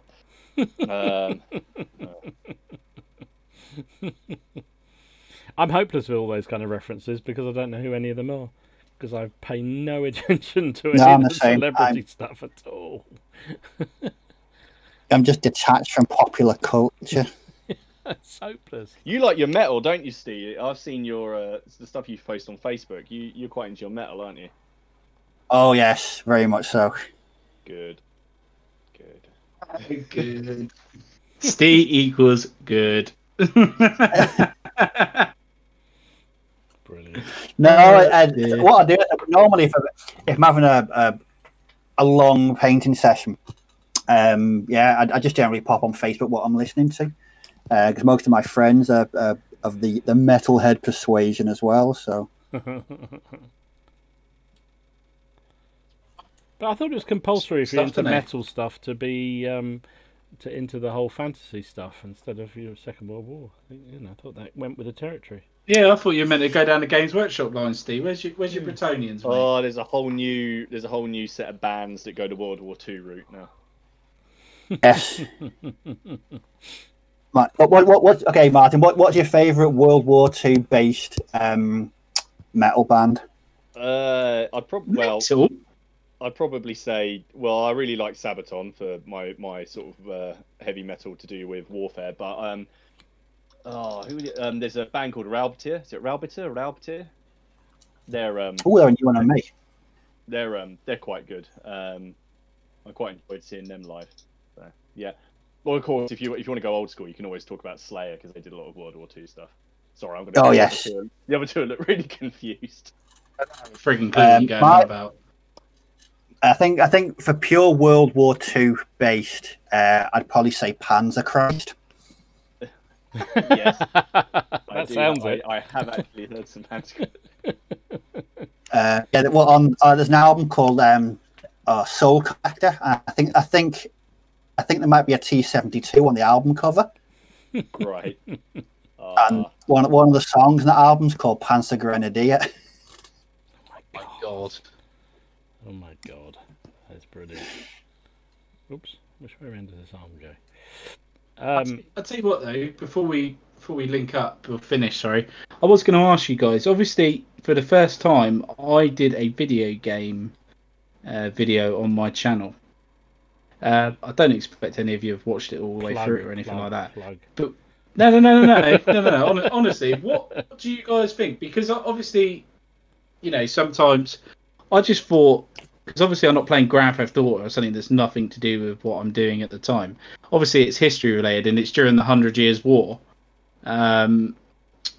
What do you guys think? Do you think it was a good idea for something a bit different? Do you think it's not related, or what would you? I mean, at the end of the day, it's your channel. Yeah, exactly. Yeah. It's a hobby channel, not necessarily just, you know, that's one of your hobbies, and I think it is related in the end because it's the same kind of. People don't have to watch it if they're not interested. It's the same true. as if you did, if they're watching most of your channel for bolt action, for instance, and you suddenly start doing a whole load of medievals and they're not into it. It's like, well, you know, they don't have to watch it. They'll come back for other things that they are interested in. So no, I don't. If you whatever turns you on, it's fine. It's your channel. I just thought it'd be good for reference. I just thought it'd be good for people's references if they're doing medievals, because obviously you're seeing people in all the Dupons and all that sort of stuff, so you get different paint scheme ideas, and that's kind of how I want to play it. I suspect you'll get a very different audience, though. I don't think you'll get many of the proper wargamers watching it. I think that's... No. You're going to get people who are serious, you know, gamers, or people who game a lot. I don't know. Yeah. Each their own. If you want to do play the whole game through, hour episode at a time, so... I will say the first 2 episodes are basically just cutscenes because you've got to get the gist of the story, and then now episode 3, when I've filmed that, is literally when it enters the open world. Yeah. So that's when I think it's going to start getting interesting. Yeah, I have got the game, and I must play it a bit. And maybe I'll have to watch your video and find out what I'm doing wrong in it, because I got stuck every time I played it. But I'm crap at games like that. But I like it. It does look a fun game, and I do, and because it's historical and it's sort of, as you say, it's sort of it's not like a proper video game. Like it. No, exactly. It's a proper role-playing game. There is no other game like it. Yeah, 100%. You are a blacksmith's son, and that you know it. You don't know how to use a sword or anything. It's quite interesting. I will have a look at it. I haven't had a chance yet so far. It's been a busy old week. But yeah. Well, last weekend. I'm definitely going to make him into an archer, though. Of course 100%. you are. Of course you are. Of course you are. His name's Henry as well. Of course it is. Bloody hell. It's obsessed. The man is obsessed. Oh, Jesus. John Crome says Sabaton for sure. He's a Sabaton fan. There you go. I only know Sabaton from Steve Reese World said of Tanks. Sabaton. Man o' War as well, Steve Reese says. I don't even know what that is. Man o' War. Man o' War, yeah. Man o' War. Oh, speed metal. Some classic 80s stuff. 80s stuff. I was trying to think of a way to describe it that was just stuff. Just stuff. Steve knows what I mean as well, because look at his face. He knows exactly what I mean. I'm gonna say 3 words. Interesting album covers. Yeah, go look it up, Ken. I'll send you some song names. Just go watch them. Now to look on this on a company phone. Not the live ones, no. No. Don't do that. Not the live ones. No.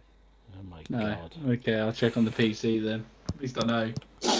But yeah, what's the time anyway? It's got to be getting close to 10, isn't it? It is 10:05, mate. Oh my God, we've overrun. We've got bonus 5 minutes out of us. I did not realise what time it was. Has anyone else got anything they want to say before we end the stream tonight? I'll tell you They all one thing. think in my stream I look like Chesney Hawks, which is but that wasn't who Haley said.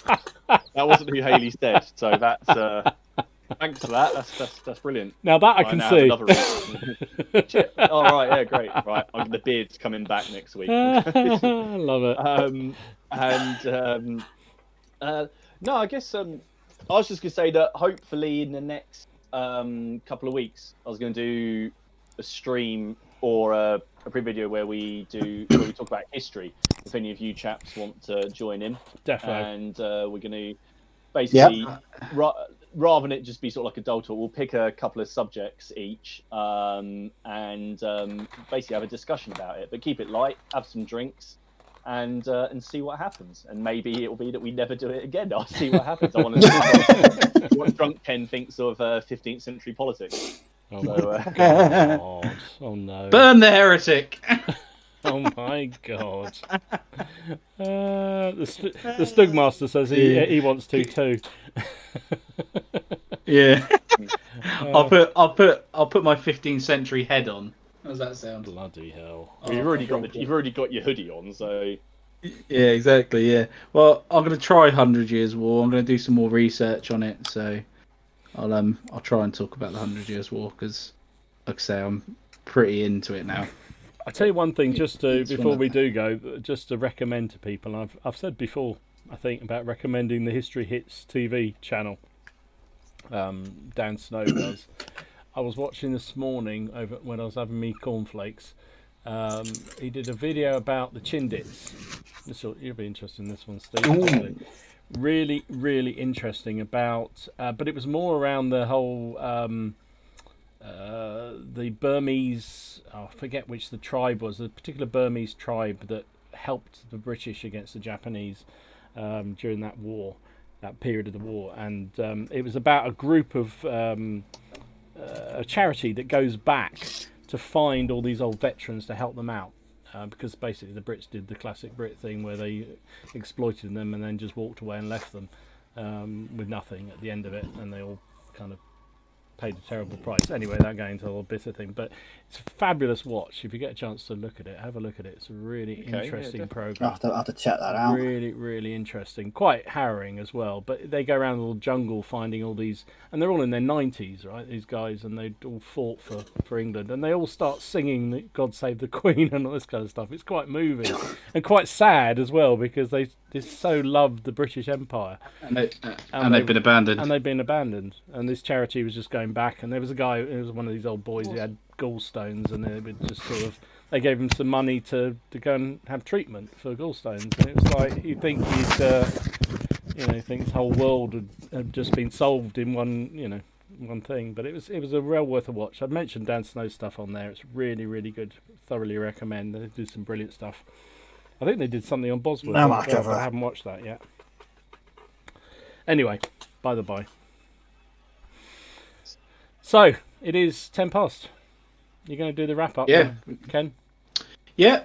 Right, guys. So next week, are we all here next week? I'm here. I'm not on call, thank Christ. Bank holiday, isn't it? I'll be here with my painted French. And whiskey. Yeah, bank holiday. Oh yes, and whiskey. Did we want to do it? Did we want to do it at a different time because it's bank holiday, or are we happy doing it at the same time? It's probably as easy for me, I have to say. Yeah. It's easy for me. Yeah. No, that's fine. Keep it at the same time then. Okay, guys. Well, thanks, guys, very much for watching, and we will see you again very soon. And it's episode 24 next week. So, bye-bye. Thanks, guys. Bye-bye. See you later. Bye-bye. Bye.